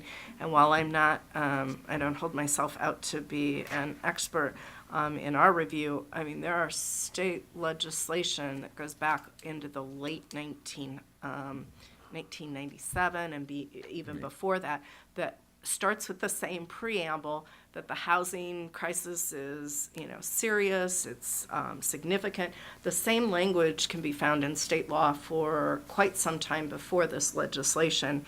And, but this was new legislation in late 2016. And who is our local state legislator that would represent us in that decision-making body? And It's Mike McGuire. okay. Thank you. So if there's any issues with the state, that would be the representative that the public could speak to. Yeah, and I think it's a combination of people who are involved in the housing discussion at the legislative level. Levine, I think Jared Huffman is also involved. And Mark, McGuire. McGuire as well. McGuire. So all of the representatives, Mike McGuire. Who's a state senator. All right. Thank you. That's all my questions I have on that. I think I would ask the clarification is that ADU has to be approved now at this point in time, to your point, and that whatever happens to the main house becomes a separate issue, but it does have to come back, and that's the only tool that can be used. But you've provided a tool for now to administrate the ADU such that the time that the permit is issued, it can be addressed, but that's after that. Correct. It's really, and they could sell the property. Correct. And something could happen, okay, Dr. Bundy. I guess for Adam and Judith, even though this issue of the parking requirement or not having a parking requirement based on public transportation, this description of public transportation is something the state of California would accept and would demand that we accept?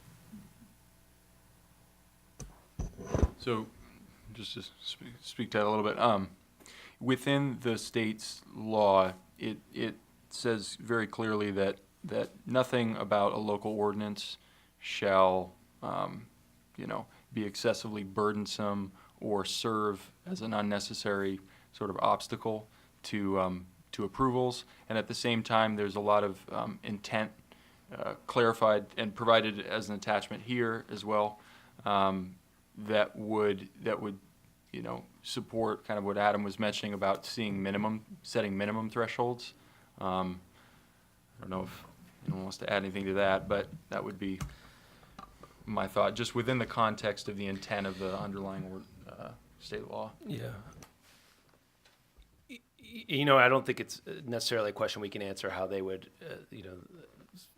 folks in the state would interpret it. I can tell you that HCD would absolutely, they've actually argued in some of their guidance that it doesn't have to even be a transit stop. It has to be just a line. It runs past a line. So it's sort of evidence that they're pushing even more aggressively. We've interpreted, and looked at public transit. It should be a stop, and it should be walking distance. Those are pretty just obvious, I think, reasonable ways to look at it. We did talk to Marin Transit. We did call them up and asked whether or not anybody can get on this line. We understand it's a school route, but can anybody access this? Can anybody get on?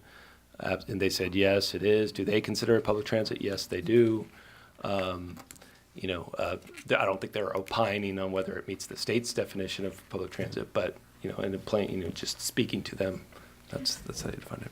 So I think in getting back to Adam's comments and Doug's comments is the state law has to be interpreted broadly. You can, as Doug pointed out, that any local jurisdiction is restricted from making standards stricter or more onerous on the applicant who's requesting the ADU. So in that respect, you take a look at it, and as Adam pointed out, the state legislation, the state codes are peppered all along on guidance for communities on development with standards regarding public transit. Certain stops, certain timeframes, number of days they run, things like that. And here, this legislation has the broadest possible. It just says public transit. So it doesn't provide that level of detail saying has to be, so many stops, run so many days, that kind of thing. So the town is really left with the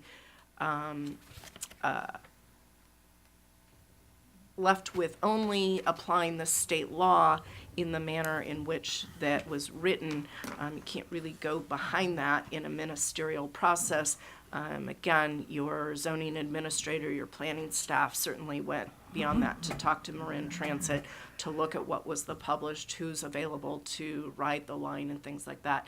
But the challenge with this whole legislation, and it is a challenge for this jurisdiction as well as other local jurisdictions, is not being able to go behind that in a ministerial process. I know that Chair Chase tried to explain that at the outset of the hearing, but again, this isn't a discretionary hearing where the commission normally in a design review or any other discretionary hearing gets to have this debate of and substitute their judgment and bring in their data and whatever and have a discussion. That isn't the way the state legislation was set up. So you are somewhat limited to taking the same way that staff is taking the state statute and the plain reading and then applying it to the criteria. Okay. And our ordinance that was adopted by the town council, a couple of years ago. I also noticed that Mr. Sharp, in his letter representing the homeowners, cited Harris versus Contra Mesa. And as I looked at that particular case, it looked like that would be something that we would be able to disapprove of based on privacy, size, and other issues, even as it relates to the current ordinance. I think the biggest distinction in the Harris case is that was a discretionary decision before the Planning Commission, and you don't have that discretion in this. I think that the facts of that case and a discretionary hearing, the standards are very different in what you can review and how to apply the law. Okay. Thank you. Phyllis? Okay. I can understand how staff reached its conclusions looking at the findings, except for when it comes to the parking requirement.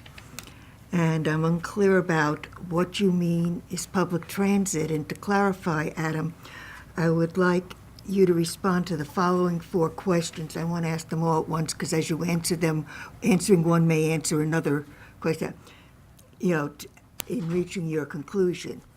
One was, how did you arrive that this is public transit? 2 is, what does state law say? 3 is, how did you, can't read my writing, how did you employ the law? And 4, does state law, which differs from federal law, take precedence? So if you could answer this to clarify for me how you reached the conclusion that this is public transit, I'd appreciate it. Sure. I think in response to the first one, which was how do we come to the conclusion, I think I've stated that several times, and it's in our approval letter, and it's also in our response to the neighbors. So I think I'm not going to go over that again, but I just mentioned a couple of the things that we did, and I relied as well, I would say, on my professional judgment as a planner for many years. But at the same time, I think number 2, you're saying, what does state law say? Mm-hmm. I think we went over that as well a little bit, but it says what it says. I mean, it doesn't give much guidance other than public transit. There's no definition in the government code. However, as we talked about a couple of occasions just recently, Judith and both I say there are other references in the government code that qualify public transit in other, based on headway and sort of distance from certain ways of calculating distance. That's not here, so I think that's a cue, as well as the overall sort of intent and context in which the state law was written and interpreting it broadly, which Judith just discussed a little bit there. So as well. Yeah, so 3, was there something else? How did you employ the law? How did you use? Did I answer that in my? Well, you kind of. Okay, then 4 is. Okay. The 4 is the distinction between federal law and state law. Yes. So. And I was always taught that, so let you me can just understand what answer. I'm going to say, that federal law takes precedence over state law. So, as unsatisfying of an answer, it's going to be what people consider to be a typical lawyer answer is it depends. So when federal legislation is drafted, the feds sometimes reserve all the rights and fully occupy the field for a certain area. Not knowing that this question was coming, I don't have a specific, but there are plenty of areas where the federal law fully occupies and that law controls over state law, and state law has to comply with federal law, and state law can't be in conflict with federal law. However, plenty of federal legislation is drafted that certain legislation is mandatory, and the feds create laws that the states have to comply, although in some legislation, the federal agencies, the federal legislature, what they call reserves room for the states to adopt their own rules and their own legislation. If you're going to ask me specifically in the area of the definitions of public transit, well, we found references in state law on a definition of public transit. And then for federal funding reasons, for federal highway funding, there's definitions of transit, I'm sure, in the federal law. So there isn't a one size fits all and one definition and one controlling in this area.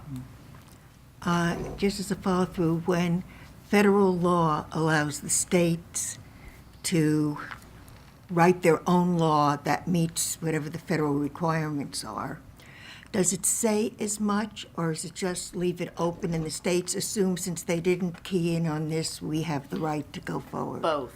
And again, each legislation is written by whatever session writes it, and some is very clear where the feds fully occupy and there's no room for the state. That's very clear. I think in most federal legislation, as much as any of their legislation is clear and concise, to that extent, when they fully occupy the field, it's usually very explicitly stated, or there's some language that suggests that the state has no room to occupy it. In plenty of legislation, there's references to the state and things that they can do, and if it's silent and it doesn't conflict with it, or it's not controlling, then the states have their own discretion.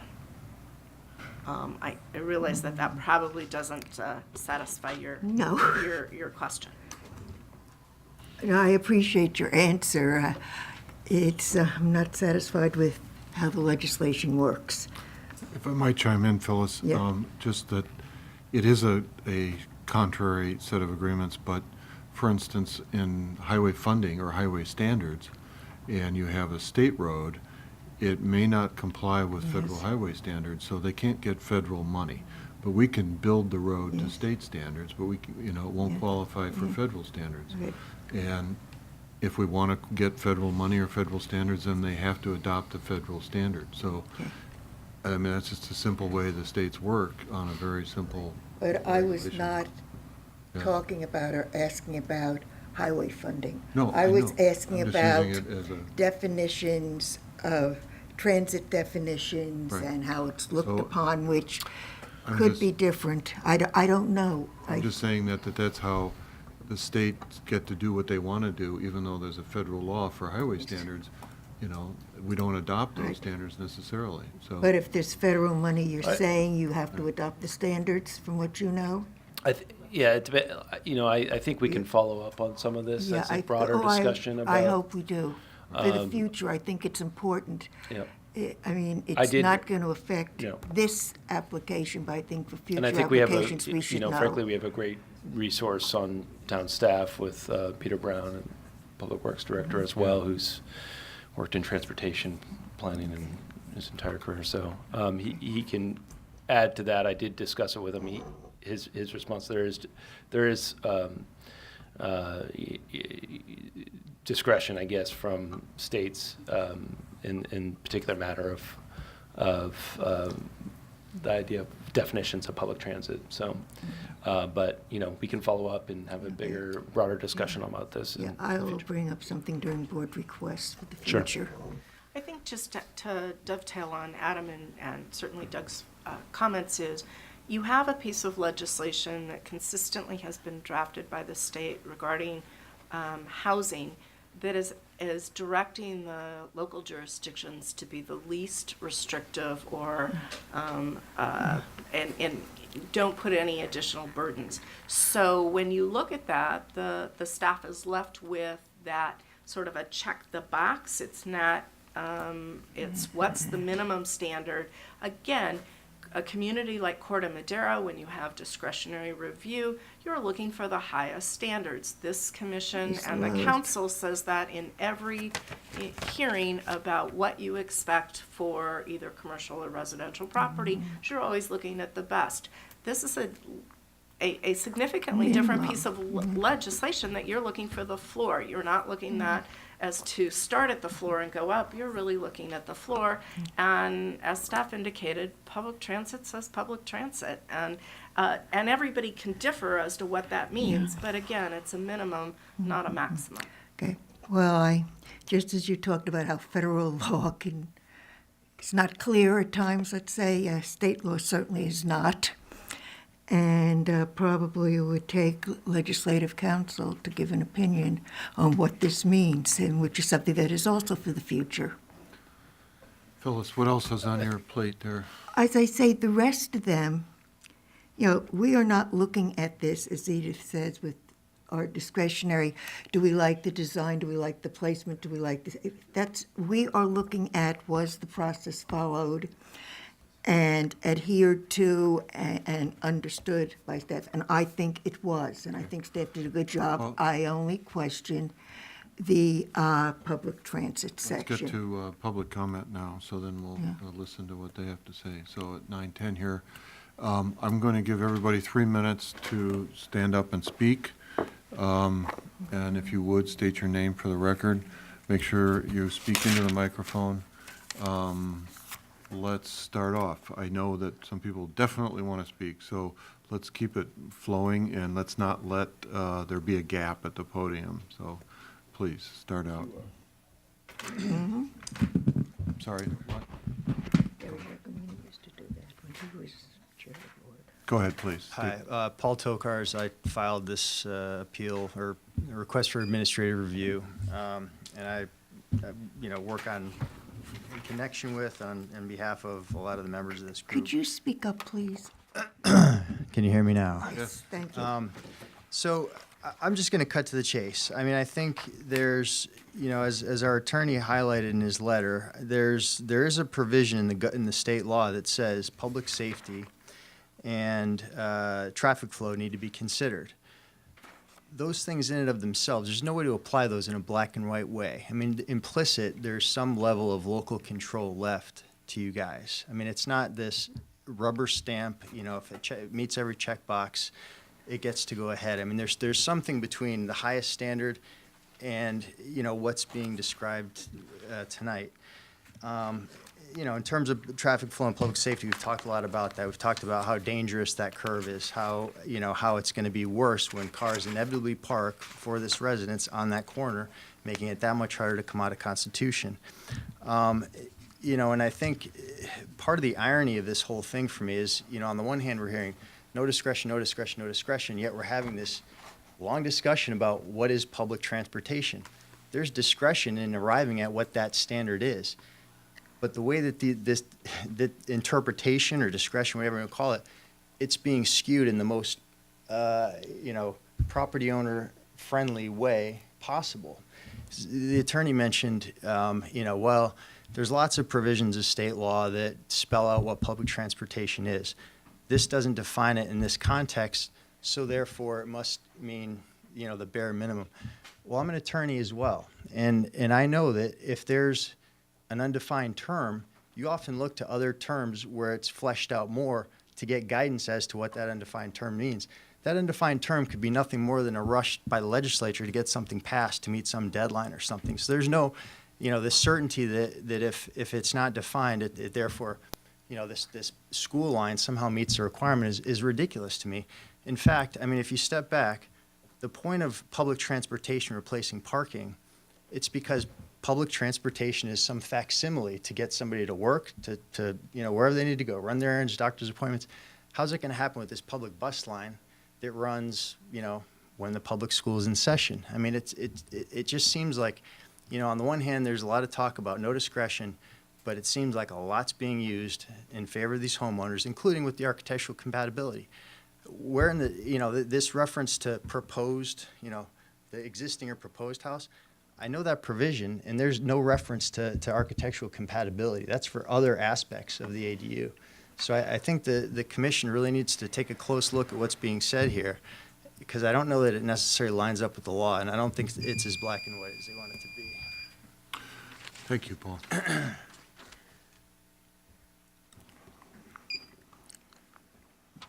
I'm Yasi Gosponetich. My family resides at 1 Constitution Drive, directly below 159 Prince Royal.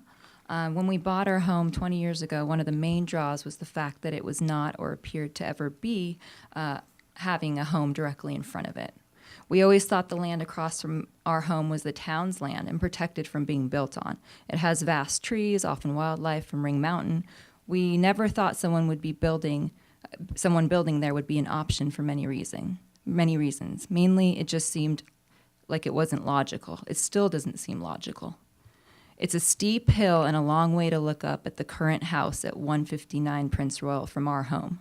When reading ADU laws, I can imagine the state law was written so that those homeowners would be able to take on the burden of building on their own land, decreasing their back or side yards in the interest of building an investment property. I imagine the lawmakers did not think this should be done at the burden of other homeowners, neighbors, and the community. It does not seem that the ADU being proposed at 159 falls into general standards of building a unit on your own land. Due to the steep hillside it would be on, a good distance below the homeowner's main home, with no burden to their views and at the maximum build size allowed, this home is not being built in these owners' backyard.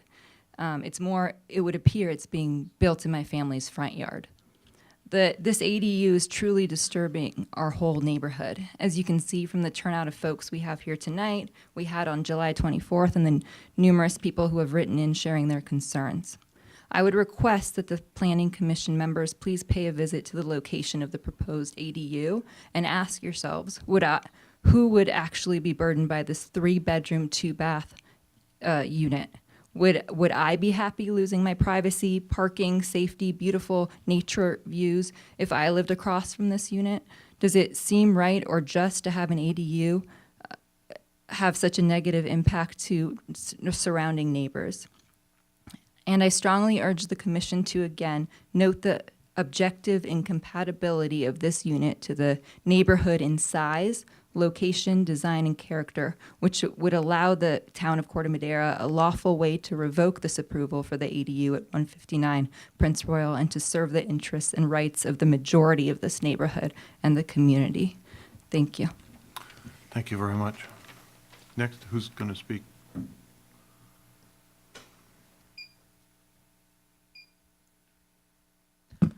Commissioners, Phyllis Galanis, 215 Prince Royal Drive, Corte Madera.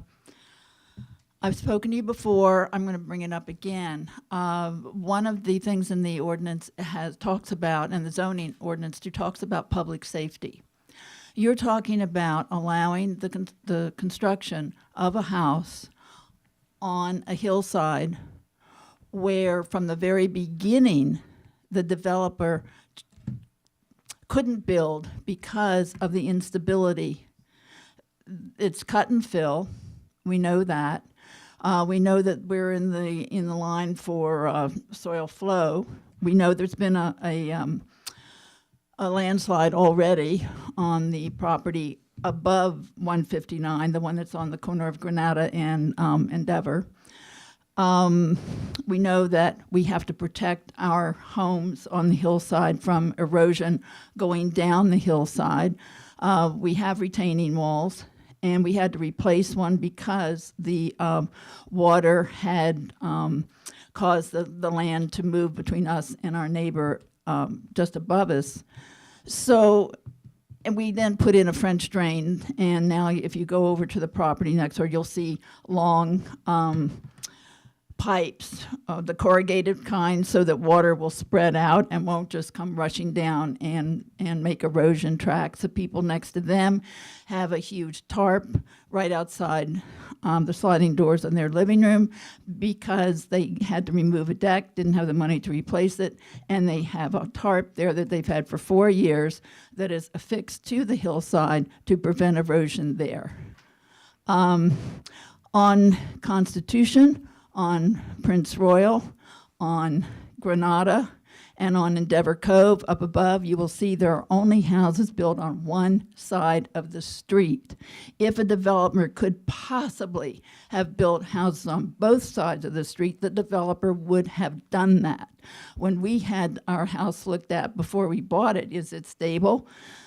The person who looked at our house from Harding Lawson said, he was with the team who did the original report on the hillside in the 60s, and he said, look, you're fine here, but to get down your hill, you cannot build. So you're going to allow a house to be built in an area where the developer didn't build, where we really can't build, not because of us. We could have had an extra property too. Not because we don't want ADUs, but for gosh sakes, don't approve an ADU in a place that's going to put our property in jeopardy and the property is right next to it, and farther up on the hillside, you're going to cause some destabilization. You do not have a current soils condition report on there. You do not. And Adam says, well, we'll do that in the permitting process when you get to the building. You don't have to get that far with it. Thank you, Phyllis. I appreciate that. Thank you. Who's next, please? Please, if you, how many more would like to speak? Will you please get in line then as this line starts to reduce? Each speaker gets to the end of their section. Please. Good evening. My name is Jan Kaiser. I live at 172 Prince Royal Drive. And although this is not quite in the sequence I wish to talk about, I would like to answer and offer for your consideration that objective versus subjective considerations are not one and the same. I find that staff has looked at a subjective answer to their mass or their public transit, not an objective standard at all. And the objective standard would be, to my way of thinking, the reasonable person test. What would a reasonable person consider public transportation? All right, that takes us into parking.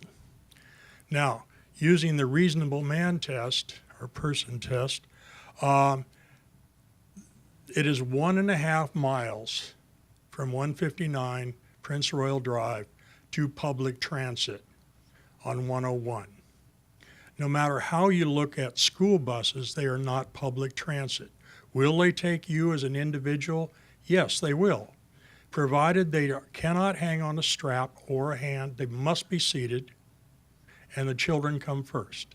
So if you have a full bus, the adult cannot get on that bus. All right. We can make many arguments as far as the same sort of thing, but it would be much more reasonable, barring state law, to refer to 18.20, which requires 2 or more off-street parking places per house based on bedrooms, or in the case of now we have state law, to be consistent with the neighborhood, which has always required off-street parking. Now, the curve where this ADU is going to be placed is a dangerous curve, not only for automobiles that speed up and down the hill, but also bicyclists who have no way of stopping on Prince Royal Drive as you approach Constitution. All right, this has always been a problem. When we moved in 47 years ago, we found that the boys that lived across the street, the original owners of 159, had Jeeps and trucks. Our neighbors immediately up the hill had 3 or 4 children still in high school and or college. So we had 4 or more on that side. So it made it very difficult for 2 cars to pass going up and down at the same time. The same thing holds true in the area below Constitution to Enterprise. When you have extra cars, you put them on the street. We don't need more cars on our street. Now, this is a problem, especially so in, okay. Thank you, Jan.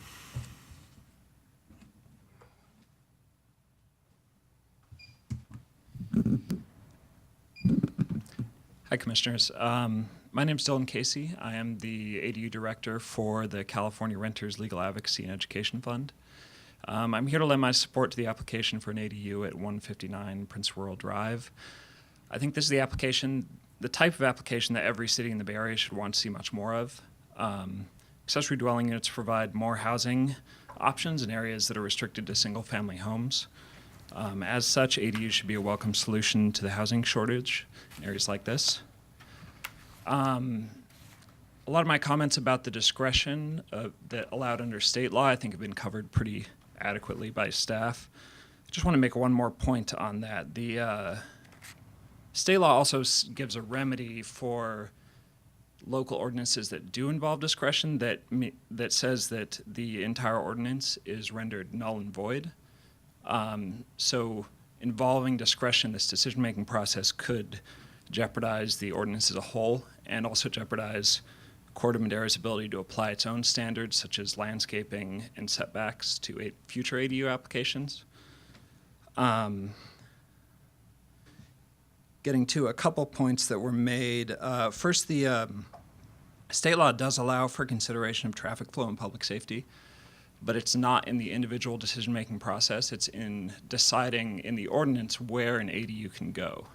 So in the original consideration of the ordinance, the city can consider public safety in designating areas in the city where accessory units are allowed, but it can't consider that in the individual decision-making process on ADU applications. Lastly, I think I just want to make a couple remarks about why the state enacted this law. The reason for the lack of discretion on the local level is that in order to encourage ADUs, there needs to be a permitting and rulemaking process that is, or rule applying process that can be navigated by homeowners. These aren't like big developers who have expertise and lawyers to navigate through the process. We need a process and rules that can be understood by homeowners in order to get more accessory units in the ground. And yeah, I think that's all I want to say tonight. Thank you. Thank you, Casey.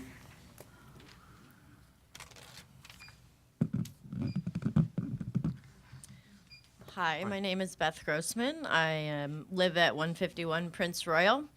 I just wanted to be here tonight in cohorts of my neighbors and echo what they've said. I'll save the time and energy. But I am a mother of two in this neighborhood, and I strongly believe that the ADU application should have been denied. I really appreciate all the time and the attention and all the communication that's been back and forth with the neighborhood. But again, I urge you to listen to the neighbors. I really like it was well said about the reasonable, what is actually reasonable. And if we're talking about school buses, then I want that job. And yeah, I really think we need to also think about the downstream of this and where this all is leading. So thanks again for your time and attention, and I hope you can consider our neighborhood request. Thank you, Beth.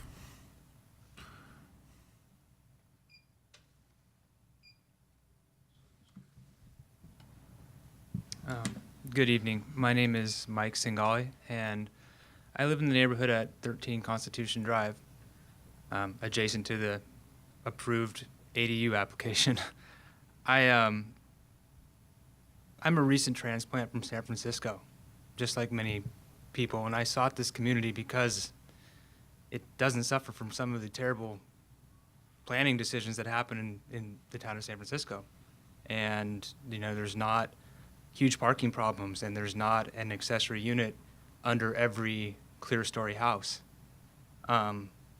And nothing about the community, when I look around, says that the community in its planning or the way it runs its civics aims for the floor as a standard in any way. I mean, it's a very, very well put together town. So even if you have no discretion or you think your hands are tied on this, I would be looking for ways to get above the floor and look for the highest standards, whether it's an ADU or a hotel or a restaurant. That's what the town, it reeks of it. And I, for one, really enjoy it. So I would ask you to be looking for ways to look for higher standards with anything, the highest standards, because we all deserve it. That's why we live here. I thank you for allowing us to speak on this evening, and I just want to state for the reasons mentioned about here tonight, I am also, I think that this application should have been not approved. Thank you. Thank you, Mike.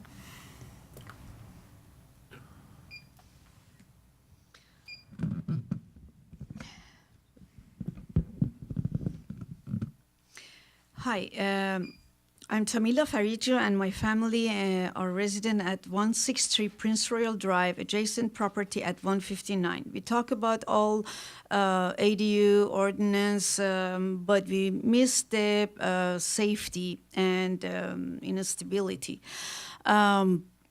based on the architectural style, if ADU has been approved and started to build, and the geotech report on upper level in so many areas, because partially is landfill, as we know, and I have this document printed out from your website. It's debris. And if the whole project on upper side completely cancels, what is the situation as far as style? And if you look at the safety and instability factors, I found the retaining wall between the two properties, which start from ADU. I don't know what is the height, but I believe 3'9" and above. It has to be set behind the setback, not at property line. And the one at deck is like a planter boxes. I don't know, is that retaining wall or what? But I don't know the height either. And the one above, between the two property, the main properties, they are cutting and jogging toward our property, right next or near the railing post. We are like 11 feet apart. And imagine when the railing post foundation are exposed, what's going to happen? One earthquake, the whole house is going to roll down. There are so many factors that I have no idea why in the first place was approved, but I cut in this process and in these drawings. Anyway, it's going to jeopardize our safety and property value and everything. I really want to know whose liability is if the project fails in the middle of construction or even 10 years after, because already the retaining wall leaning toward 159 property, like a 2 and a half. This completely have to replace, but it cannot come at property line. It has to follow setback. I have this printed out at Civic Center. I can give all these to you. And I have a lot to say. Thank you. Who else would like to speak, please?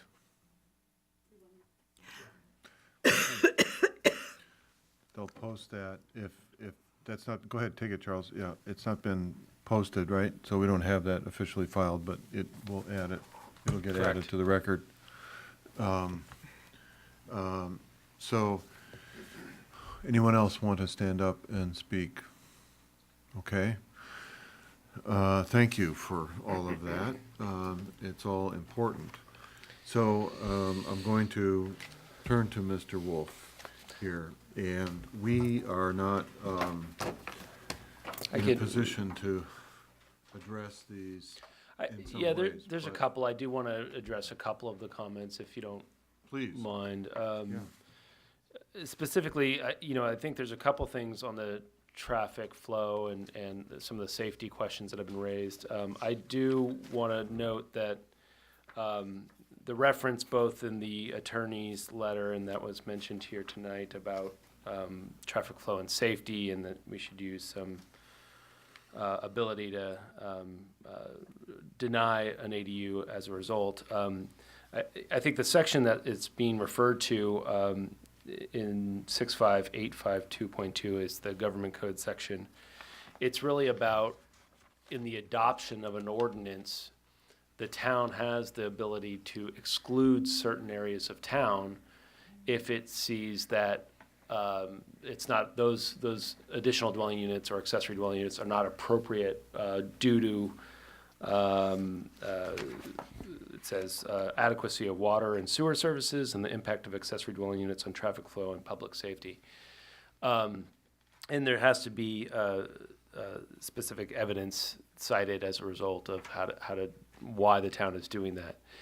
I would note, and as you may be recall, we do have special regulations, and we did limit the ability to develop ADUs in Christmas Tree Hill, for example. There's an overlay zone there that limits how many ADUs, or at least detached ADUs, can be built in that part of town due to the fact that there are narrow roads. There's only one in and out of that from that whole hillside at Redwood Avenue.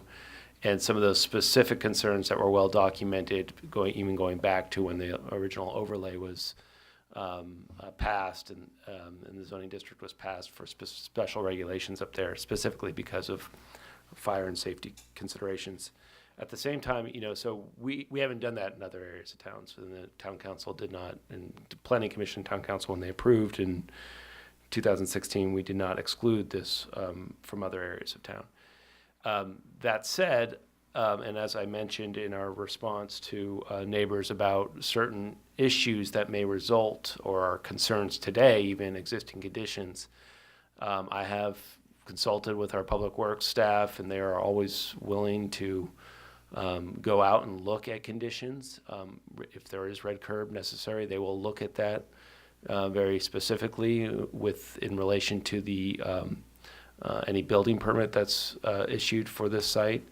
They will look at those specific issues and take necessary steps as needed to address concerns if they feel that they're valid and there's real issues up there. So I do want to address that. I think that's something that we haven't dismissed by any means. Obviously, we're looking at the narrow limitations of our ordinance and the state law, but those things are addressed. We're obviously, and we explained about soils, we're going to be looking very closely. Public Works engineering staff is already looking very closely at the information we have to date. We don't have all the information, but we recognize that, and we'll be taking that into consideration. Obviously, I don't want to get into a full discussion of all this, but I did think it was important, given that seems to be a significant sort of generation of some of the concerns that are of the neighbors. And beyond that, I think that was most of what I really wanted to respond to. Okay. The number of commentary in writing that we've received and that you've received addresses just that, the soils issue and the safety of the site. But that's a purview of building and public works to ensure that is absolute. Is that not correct? And they take all those necessary steps. If they find that the design is not adequate, they will reject that application. Is that correct? Or they'll ask for a revision until... More information, until they're satisfied. Yeah, Right. Absolutely. If the applicant does not choose to address their concerns, it does not get approved. That's correct. There Yeah. has to be to the satisfaction of the town staff and to Public Works, engineering. Exactly. Right. So the traffic is a consideration that we hear on many applications, and that resorts to Public Works. Where we do have discretion, we can ask those questions. In this case, that becomes part of the Public Works review process and not our review process, nor particularly from a planning standpoint. Is that an accurate representation? Yeah, just to add to what Adam said, again, even, independent of this application, if there's ever concerns about traffic issues or cars that are parking in areas that block visibility, that sort of thing, that's always something that can be brought to the attention of Public Works that, they can follow through on. So whether it's part of an application or independent of that, it's always, we appreciate those things being brought to our attention. Yeah, and we've already, we've done that in this process. After receiving those concerns about either existing conditions or proposed conditions, we've relayed those directly over to our staff over at Public Works Department, raised them to us. We work together in that regard, so. Before I check in with the other commissioners, as a percentage of the process of review, this is simply the planning. What else would you say, or how would you describe the other reviews that are necessary inside Public Works or the town to allow this building permit to be issued? How would you summarize those, or? Well, I mean, we require a complete set of professional drawings that are done by professionals, engineers and architects and so on and so forth. The soils reports, those are all reviewed and scrutinized, and comments are given back to applicants, and it's a thorough review. We, on the building department side, we use, we have we do it with every building permit, put it that way. I mean, it's a thorough, robust review for any code compliance issues, and then there's Public Works looks at it with their professional staff as well. So life safety is not compromised or abrogated in any way because the planning or the approval process at the planning level is, shall we say, truncated by state law. Yeah, and even though there are typical applications like even stuff like the hotel that we reviewed earlier. I mean, we're not going to get into all the life safety issues that we're going to see on that project until we get to building department. Public Works will look at the ins and outs as well, and we want to have some level of of confidence that there aren't any extreme red flags there, but other than that, it moves forward and it's assessed when we get all the information we need. Yeah. All right, thank you. Mr. Lee, do you have any further questions for staff as a result of anything we've heard tonight?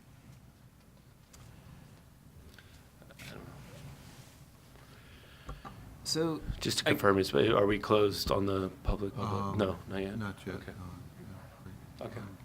So, Excuse me, the public Well, period is I still can open? close it. Yeah, I can close the public hearing because we're up here now. We're not going to reopen it. So I hadn't closed it to the point, but we are done with public comment right now. And our questions are directed at staff, just for clarification, at which time then we have a resolution to consider. So. okay. So I think in really listening and trying to understand what my role is in this administrative review and hearing the word discretionary, I really see the administrative review as did they go through a reasonable process, and it's not on me to make any kind of discretionary judgment even within that process, but just the process itself, and that it was looked at professionally. That's how I interpret it. So I guess that's where I stand is, in looking at the three that were challenged to be reviewed, and then talking with the staff, I feel like they went through their known processes for evaluating compliance. And I really cannot bring any kind of discretionary, even internally within that process that they did, into my decision making, or it's not even decision making. It's just, was the process followed or not? So that's where I can say that, and through the review, that he and staff in general has given defense and has given the guidance within the state laws and the ordinances, looked at the public concerns and had a lot of feedback. So for those 3 points, I can definitely see that there was, through the administrative review, that there was administration and a review process and due process to the public as far as their rights at a local level, right? And that's really how I see it. Do you have anything, you have no other information you'd like to ask of staff at this point? But I'm accepting your statement about it, that's fine, but Yeah, well, because I mean, yeah, it would only be clarifications of more research or anything like that, and I feel like to check off the boxes, enough research has been given, so. Great. Dr. Bundy? So you're asking for just questions of staff, If or you have just any sort of a overall comment? Start with questions of staff. Do you have any questions of staff at this point? Just in regard, going back to public transit, I think I'd agree with Jan Kaiser that this wouldn't fit my definition of public transit, but it also sounds like it would probably fit the state of California's definition of public transit. And even if we were able to disallow it on basis of this is not really public transit that it's accessible to, all the homeowners would do would have to designate a spot on their driveway for the one parking spot. Correct. Okay. And going back to Phyllis's comment about public safety, looking at the soils engineering report, which relates to the ADU, not to the overall. Bob, would you say Phyllis Galanis? She's Phyllis the one. Galanis. Okay.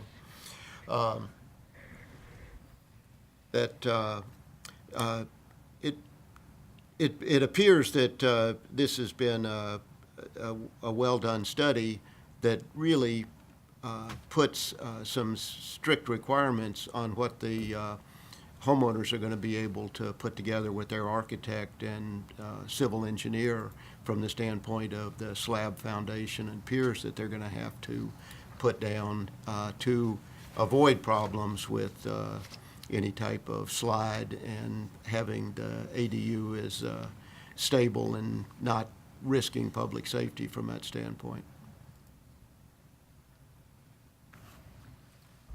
Okay. Yeah. Question, sorry. All right. Phyllis. Okay, first, I would like to clarify something you said about parking, and I am reading it from our ordinance that we were given a copy of. And it says, parking for an accessory dwelling unit shall not be in tandem with parking for the primary unit on the site.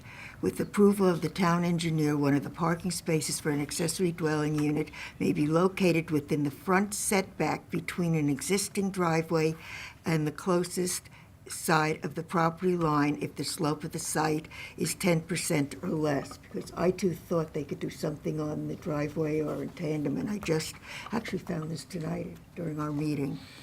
So I wanted that clarified. And I sent Adam a note at the time I found it, so he'd know. I have no more questions to ask, but I do want to go on record, and after the vote. Maybe I can speak to that. So in addition, as I explained earlier, there is some difference between the town's current code language referring to parking and what the state now allows. The difference between how we currently say one parking space per bedroom, the state now says no, maximum one space per unit. The state also changed language regarding where a town can require a parking space to be placed, and now the state language says that it can be placed in any configuration on the property. So that's another way in which that's kind of continued forward into 2017 with further changes to that to limit when a parking space is required, to limit where the town can require that to be placed.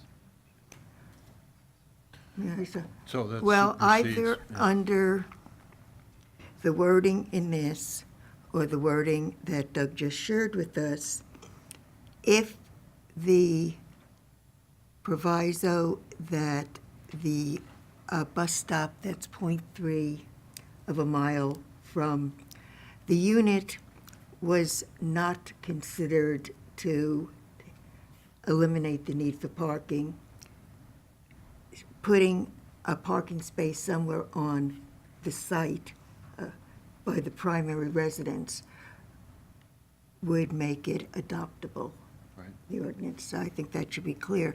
Saying that, I want it to be clear, and I hope after we take a vote, I would like this in the permanent record, what I'm going to say. I'll repeat it again then. That I don't think the two routes, which are 113 and 117, which are primarily school bus routes, with use by the general public being incidental, meet the minimum requirements for public transit. And I cannot support please don't, this is not a contest to see who likes who and what. And it has nothing to do with personalities or anything. It has to do with how one reads something. Since the resolution states specifically what meeting these requirements, I will not be able to vote for the resolution, even though the other requirements I feel are met. Okay.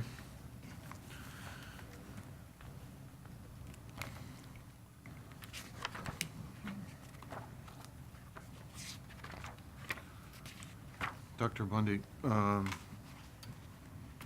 while they confer about that, I think I understand what you're saying as the same thing as Phyllis, is that you don't feel that it could be met as a public transit, but that the parking of the on-site would thusly comply or allow it to be met. Is that right?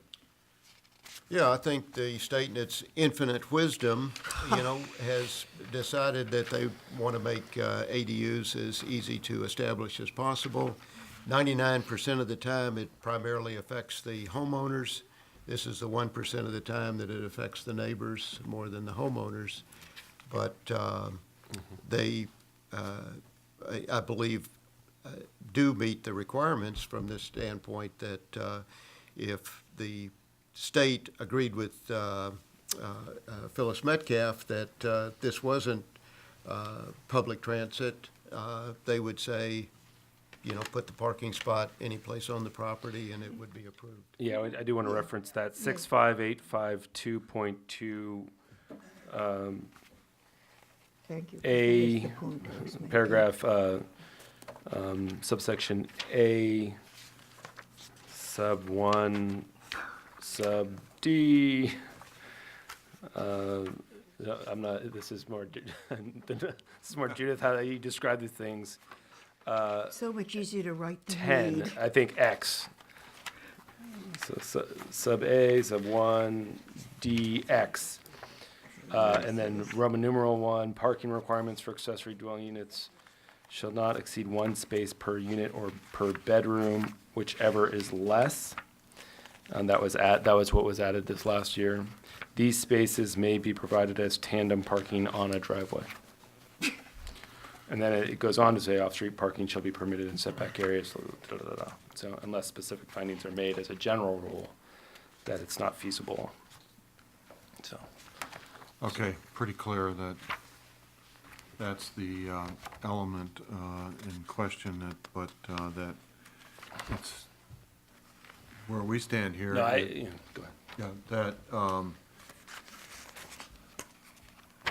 we can look at your record of review and say it is in fact acceptable, and that's or not. That's really what we're But saying. if we say it's not, in my understanding of it, it's that we have to give the recommendation that they just put a parking spot in, and then Yeah. it's approved. It's not that we can reject it. I just think that that's important to reiterate. It's not a rejection of the permit at all, or the approval. And It's take whether- out the bus stop then. No, we can't really, this is a review of the process, and that we're not we can't put a condition on it, so to speak, it's a resolution. I think option 2, it's really did staff improperly administer the applicable revisions of the ADU ordinance. That's really what you'd be making a finding on if there's any change, and you'd be recommending that staff make specific changes. Look, I think there's obviously things that we've heard this evening as a broader sort of policy considerations that may be worth taking up. This is a moving target, as there will be new changes to state law related to this. I mean, clearly, we've heard tonight, and I think Commissioner Bundy said it pretty spot on. This is something that is really intended from the state to produce additional housing units. We've talked about in the past, changing unit sizes potentially. We can take those things up again.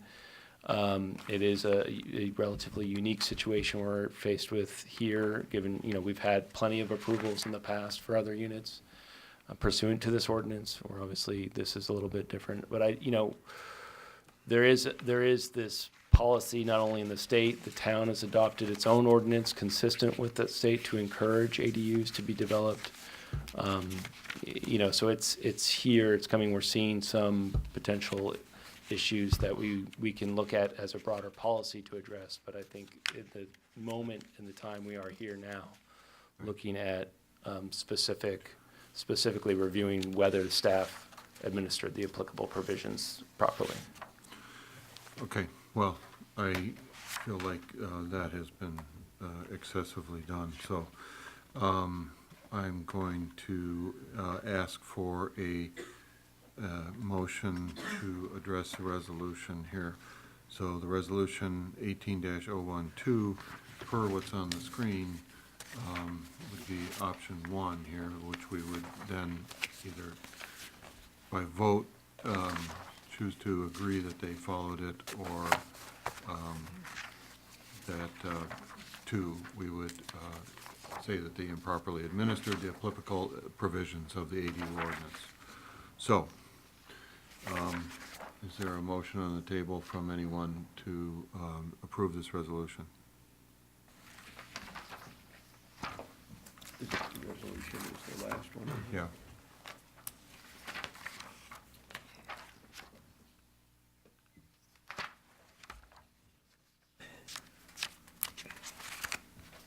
I need tabs on this stuff.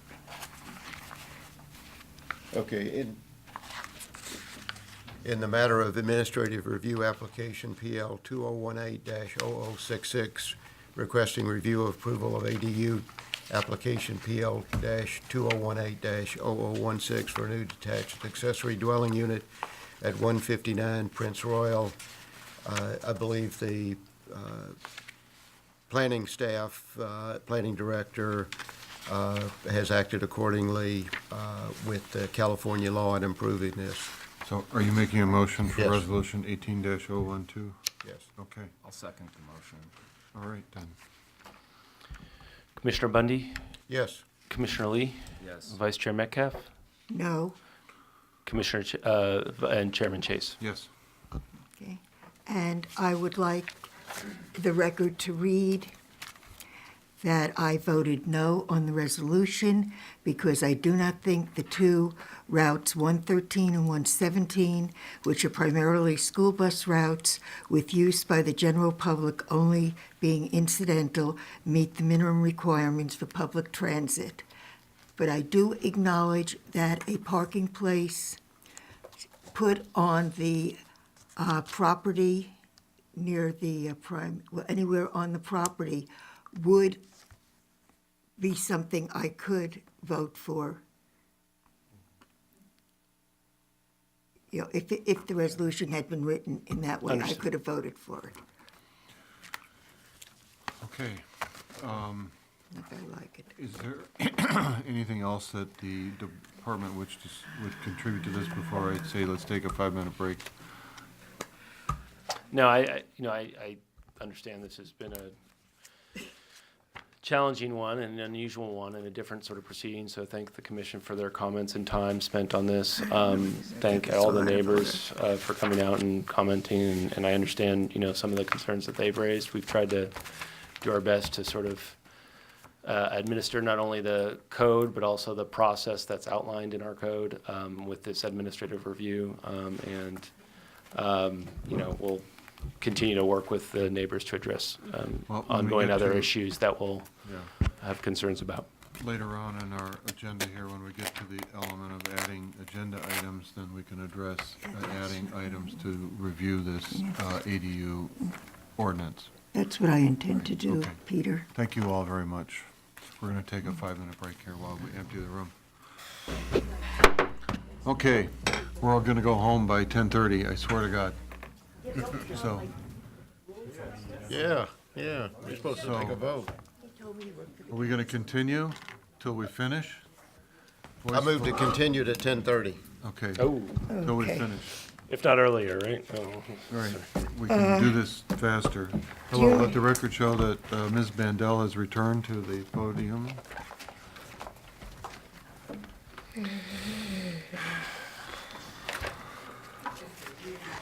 Thank you, gentlemen. Are we up to Lady. me doing the report? Oh, the minutes, do the minutes come before the, no, reports and announcement requests come first? So do you want me to do this now? Yes, the report on last week? Yes. Yes, please. Yes, and by the way, checking with Adam and stuff, I did it from home, I monitored it without coming in and watched on TV. And Right. just as easy, it'll make it easier for. The thing that I want to emphasize the most, because I think it's very important, is the report that was given by our town manager. Todd Cusimano shared with us, where is it? Sorry. That the staff is involved with a lot of neighborhood issues, and he has noticed that our neighbors are not communicating with one another, instead are coming to staff to have the issue resolved. Staff has been working to address this discretion and enforcing the process they use by staying consistent. The new way of approaching these neighborhood issues will lead to appeals and force the council to make decisions on the quality of life in our town. This is a problem where we've got the people in our town starting to act kind of like they do back in Washington. And Todd is going to try and do something about this. He thinks that, people should try to solve problems. Neighbors should talk to each other and not run immediately to report somebody and expect staff to get in the middle of it. And I'm very sad that this is what's happening here, because this is not how we used to behave. As far as the rest of the report goes, there wasn't much on the agenda. There were salary increases for all the units. There's been a new position that's being added, an administrative analyst. There's the new public pay scale, which I mentioned, which will be on the website. And there are safety upgrades being made on Tamil Vista, which will complete the streets concept. Other than that, there is a problem with the post office. We're going to be a problem town. Apparently, neighbors are complaining that there are large deliveries taking place at 3 a.m. at the post office and disturbing their sleep. So Todd has had somebody set up a meeting. He's talked to Jared Huffman and the proper people to have a meeting for everybody to sit down and see what they can work out. I'm reading things out of his report that were reported here. And that pretty much took care of it. There was an appointment of a student to fill the student seat on the Parks and Rec Commission, and I didn't catch the name, I'm sorry. But other than that, as I say, it was a fast meeting, it took care of business, and I think the thing that was most important for us to be aware of is Todd's report, because I think it's kind of sad that we are in that position. We hear it, we see it, we feel it. You guys, most of all. Yeah. Right. We do. We see. I don't know if we've actually thought about any trends in one direction or the other in the last few years, but we see. Clearly there's instances where, and we see it quite frequently. I don't know. Frequently, it takes up a lot of our. We hear it if it happens, where unfortunately, neighbors are in disputes and trust is lost, and that's when the worst. Sort of that's where the process breaks down a little bit, is if and so that happens. But we also see great neighborhood stories as well. Yeah. I can't tell one, you know, I think it's a realization for Todd, and it's sort of like we are gonna see some controversial stuff, and you know, anyways, it's, I think we always encourage people, obviously, and, you know, Doug's great at this, and I think our staff and as a whole is great at it, Phil too, is just Tracy, and we all always are encouraging people to, first thing in the door, you know, it'd be really great, you guys should, first things first, talk to your neighbors, say, you know, hey, say hello, that's what you're gonna, you know, tell them that, you know, you're proposing something, make sure that you're in any case, they will, you know, we encourage that sort of communication at the earliest possible time. So, As I say, Todd did not say what he is going to do, but he's going to look into a way that encourages people to try to deal with their problem. In other words, it shouldn't be step one. Yeah, it's not just project-based as well. There's also, you know, just existing everything. issues. You know, I don't know. Doug, I'd like to. Yeah, I don't have too much to add, but I'll just say as part of our process, like Adam said, it's always, it's a priority, you know, because ideally, people don't just end up in the same position that they started in terms of their relationship with their neighbor, but ideally, they end up even in a better situation, you know. But we hope so. You know, things can go different ways, and we're talking property here, and it's you know, it's understandable that people are very attached to where they live in their homes, and you know that there is controversy, but we hope, even if people don't agree, that there's just a certain level of civility and respect for each other's differences, and I guess my point is just we try to promote that through what we do, and even in terms of formalizing it to some degree on checklists for applications and saying, you know, provide any letters of outreach that you, or you know, speak to that, you know, to let people know that it is something we expect of them, and it's a best practice. And but you're one department, and he sees problems that are public works, and I mean it's all the different departments. This is happening. He did not in any way single out. Well, I didn't mean to. I hope I didn't come across as defensive or anything. No, you didn't. But it takes everyone's efforts, and I'm glad to hear but that. Yeah. He is upset that, there's somebody complaints. wants There's a lot a of stop sign put in, and somebody else is complaining that it shouldn't be, but instead of them talking about, this is why I want the stop sign, this is why I don't want the stop sign, instead they run to the Public Works Department to report the other person, rather than talk to each other. So it just goes on and on from department to department. Okay. Well, we're in the age of Donald. Yeah. What What are you That's gonna what I'm do? saying, we're becoming Rough Washington. patch. Oh, God. No, Okay. it's all right.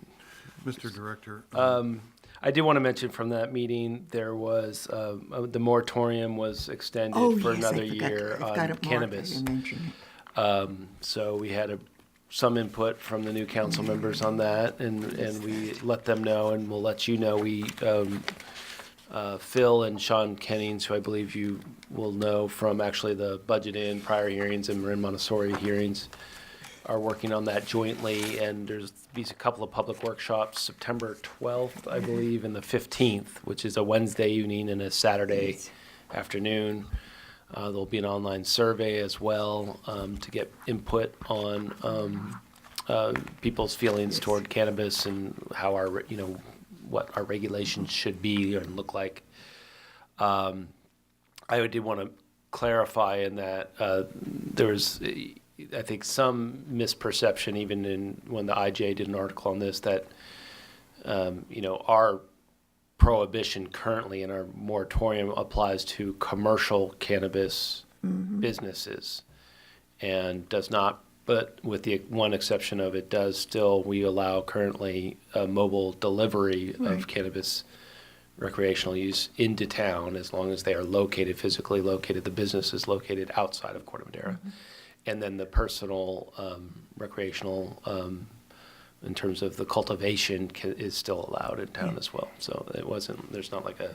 What's interesting is full they ban. misconstrued what we were doing, and Nevada, which is doing the same thing, with the same They- outline, yeah. got praised, and I think they even got an editorial praising them on what they're doing. That's all right. Yeah, but it will be, so we'll follow that, and that next step after, when we start to draft something, will be in front of the commission to review a draft ordinance or study or discussion. We probably will come back with a report on what we've heard from the workshops, and maybe as a discussion item, we'll have to talk to Phil and Sean and see how they feel after that.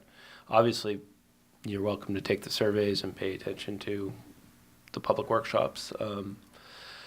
And the other piece of news, I did want to make a sort of a very bittersweet announcement, but we are, I think you're going to be seeing Doug at one more Planning Commission hearing in September.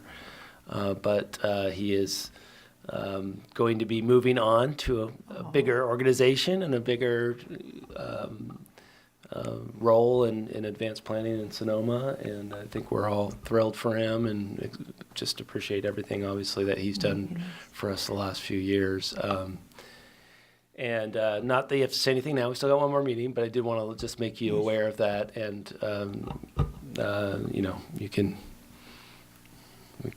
we'll be doing something, obviously, as staff, but maybe at the next planning commission meeting we can have some more of that. So Yeah, I'll see you all again. yeah, exactly. Can't get rid of me. Problem is, it's a huge loss. It's a Thank big you. loss for us. Well, it was a great experience being here and working with Adam and Judith and all of you, and I don't know. I hope people do realize how much effort you all put in and the time and thought that you put into what you're doing. And I get a paycheck every 2 weeks, but you guys not so much. And That's for sure. no, it's really commendable. And so I just use the opportunity to thank you all for all the work that you do. And it's been a pleasure working with you. And I'll see you in a couple weeks for another hearing. Well, that's it. I think that your talents are extraordinary, and I hope you do well, so.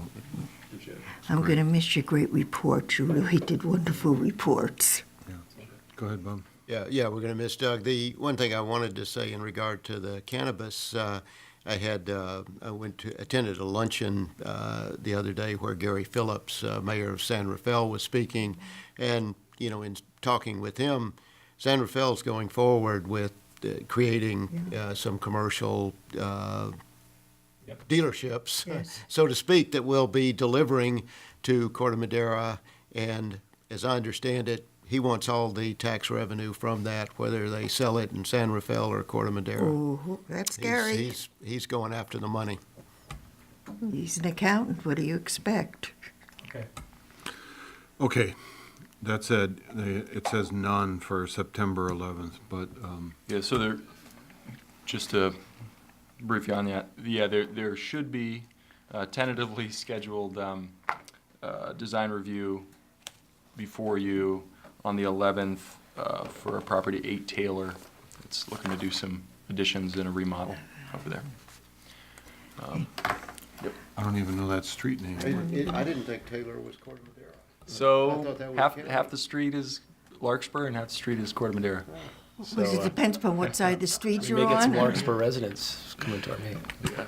So Interesting. Nice Before we neighborhood. go on to the minutes, I'd like to make my request. Well, that's the next item. Okay. Yeah. I would like to request that on a future agenda, we have more information on what constitutes a public transit, mass transit, what is acceptable. I would like to see what happens, because I was told since the feds pay for it, they have the right, it's their rules. I'd like to have that clarified, but I'd also like to, and if nobody else knows how to do it, I'll do it for you, to get Ledge Council to give a reading on it, because we can't do it ourselves. We have to go to our legislator who we write it's a complicated system, but works beautifully, and they do a good job, and they do a whole brief on it, which then, Judith, you'll be able to go over and talk about. But if we have a bunch of opinions, I think we'll be able to put something together, because if it's just one opinion, somebody's going to question, just like I've questioned the opinion. So I'm a troublemaker. an item I'd like to put on the agenda too, a future agenda. And that would be the reasoning behind charging $2,000 for an administrative review process that we just went through. The person who applies for administrative review pays $2,000 as compared to the $300 for an appeal to the town council, and I would like to know the reasoning behind that. Okay, all right. So that's a fee examination as to what goes into it and what comprises that and the why. As compared to the appeal process. I had a question sort of in relationship to what Phyllis was asking about the, parking and transit, is that could an individual homeowner that wants to create an ADU also request and pay for a cutout on the street that would come into their front setback for parking, the way I see on Christmas Tree Hill, on, a public road such as Constitution? We can come back with, I think the short answer, just to get this out of the way, is yes, but.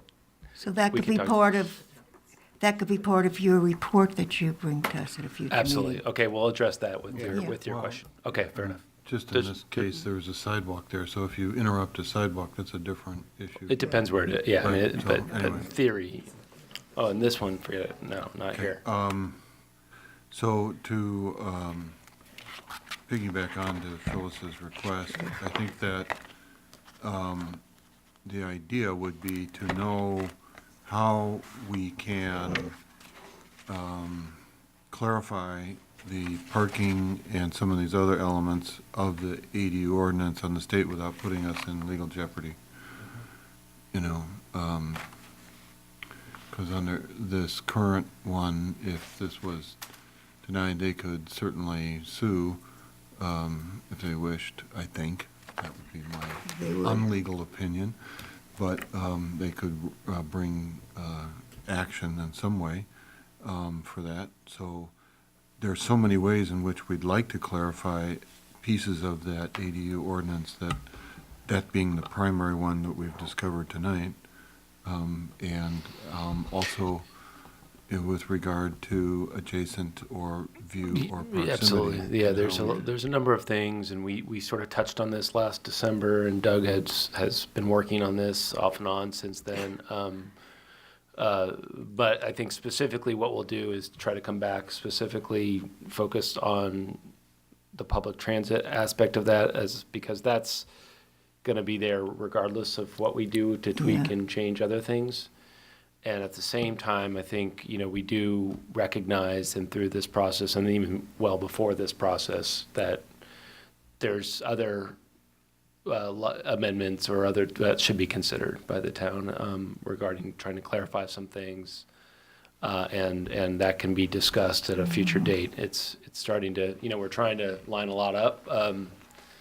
I guess there's some, I could give a little bit of a report on, I guess, have we had a report on the council strategic planning session? No. We can do that next No, time. they've We didn't never do it. shown minutes So or it's on the anything. 14th, yeah. So maybe by the minutes will come out, and I'll include that in the Yeah. next month's agenda, and we can have a Yeah, 'cause little bit of a you had discussion about you what had a their piece of it. priorities. Yes, there was sort of, we laid out certain priorities or certain things that, as staff, and amendments and ordinances that we were working on already, and were there other ones that the council wanted to see us sort of move toward? I thought that was going to be deep state, and we just never did hear that. No, there's minutes, and we can include that Was in the there next an report. audience there? Did people come in the audience? There's one gentleman from San Anselmo. Yeah, because that's a public So- meeting. Yeah, I know it's a public meeting, but I wonder if they showed up. Yeah, everybody showed up from the public. All right, I'm going to move on to the minutes here, and I'm going to ask Mrs. Bandel if she has any comments on the section of the minutes that she can vote on. Oh, I think she had there were things that I wanted to add to the part that I was listening to. So if I'm not allowed to do that, then I have nothing else to say. Okay. And any other commissioners with commentary on the rest of the I will- totality of the minutes? I'll move approval. Second. Okay. Voice vote. Aye. Aye. Move to adjourn. Anybody? Move to adjourn. Meeting's over. Good night.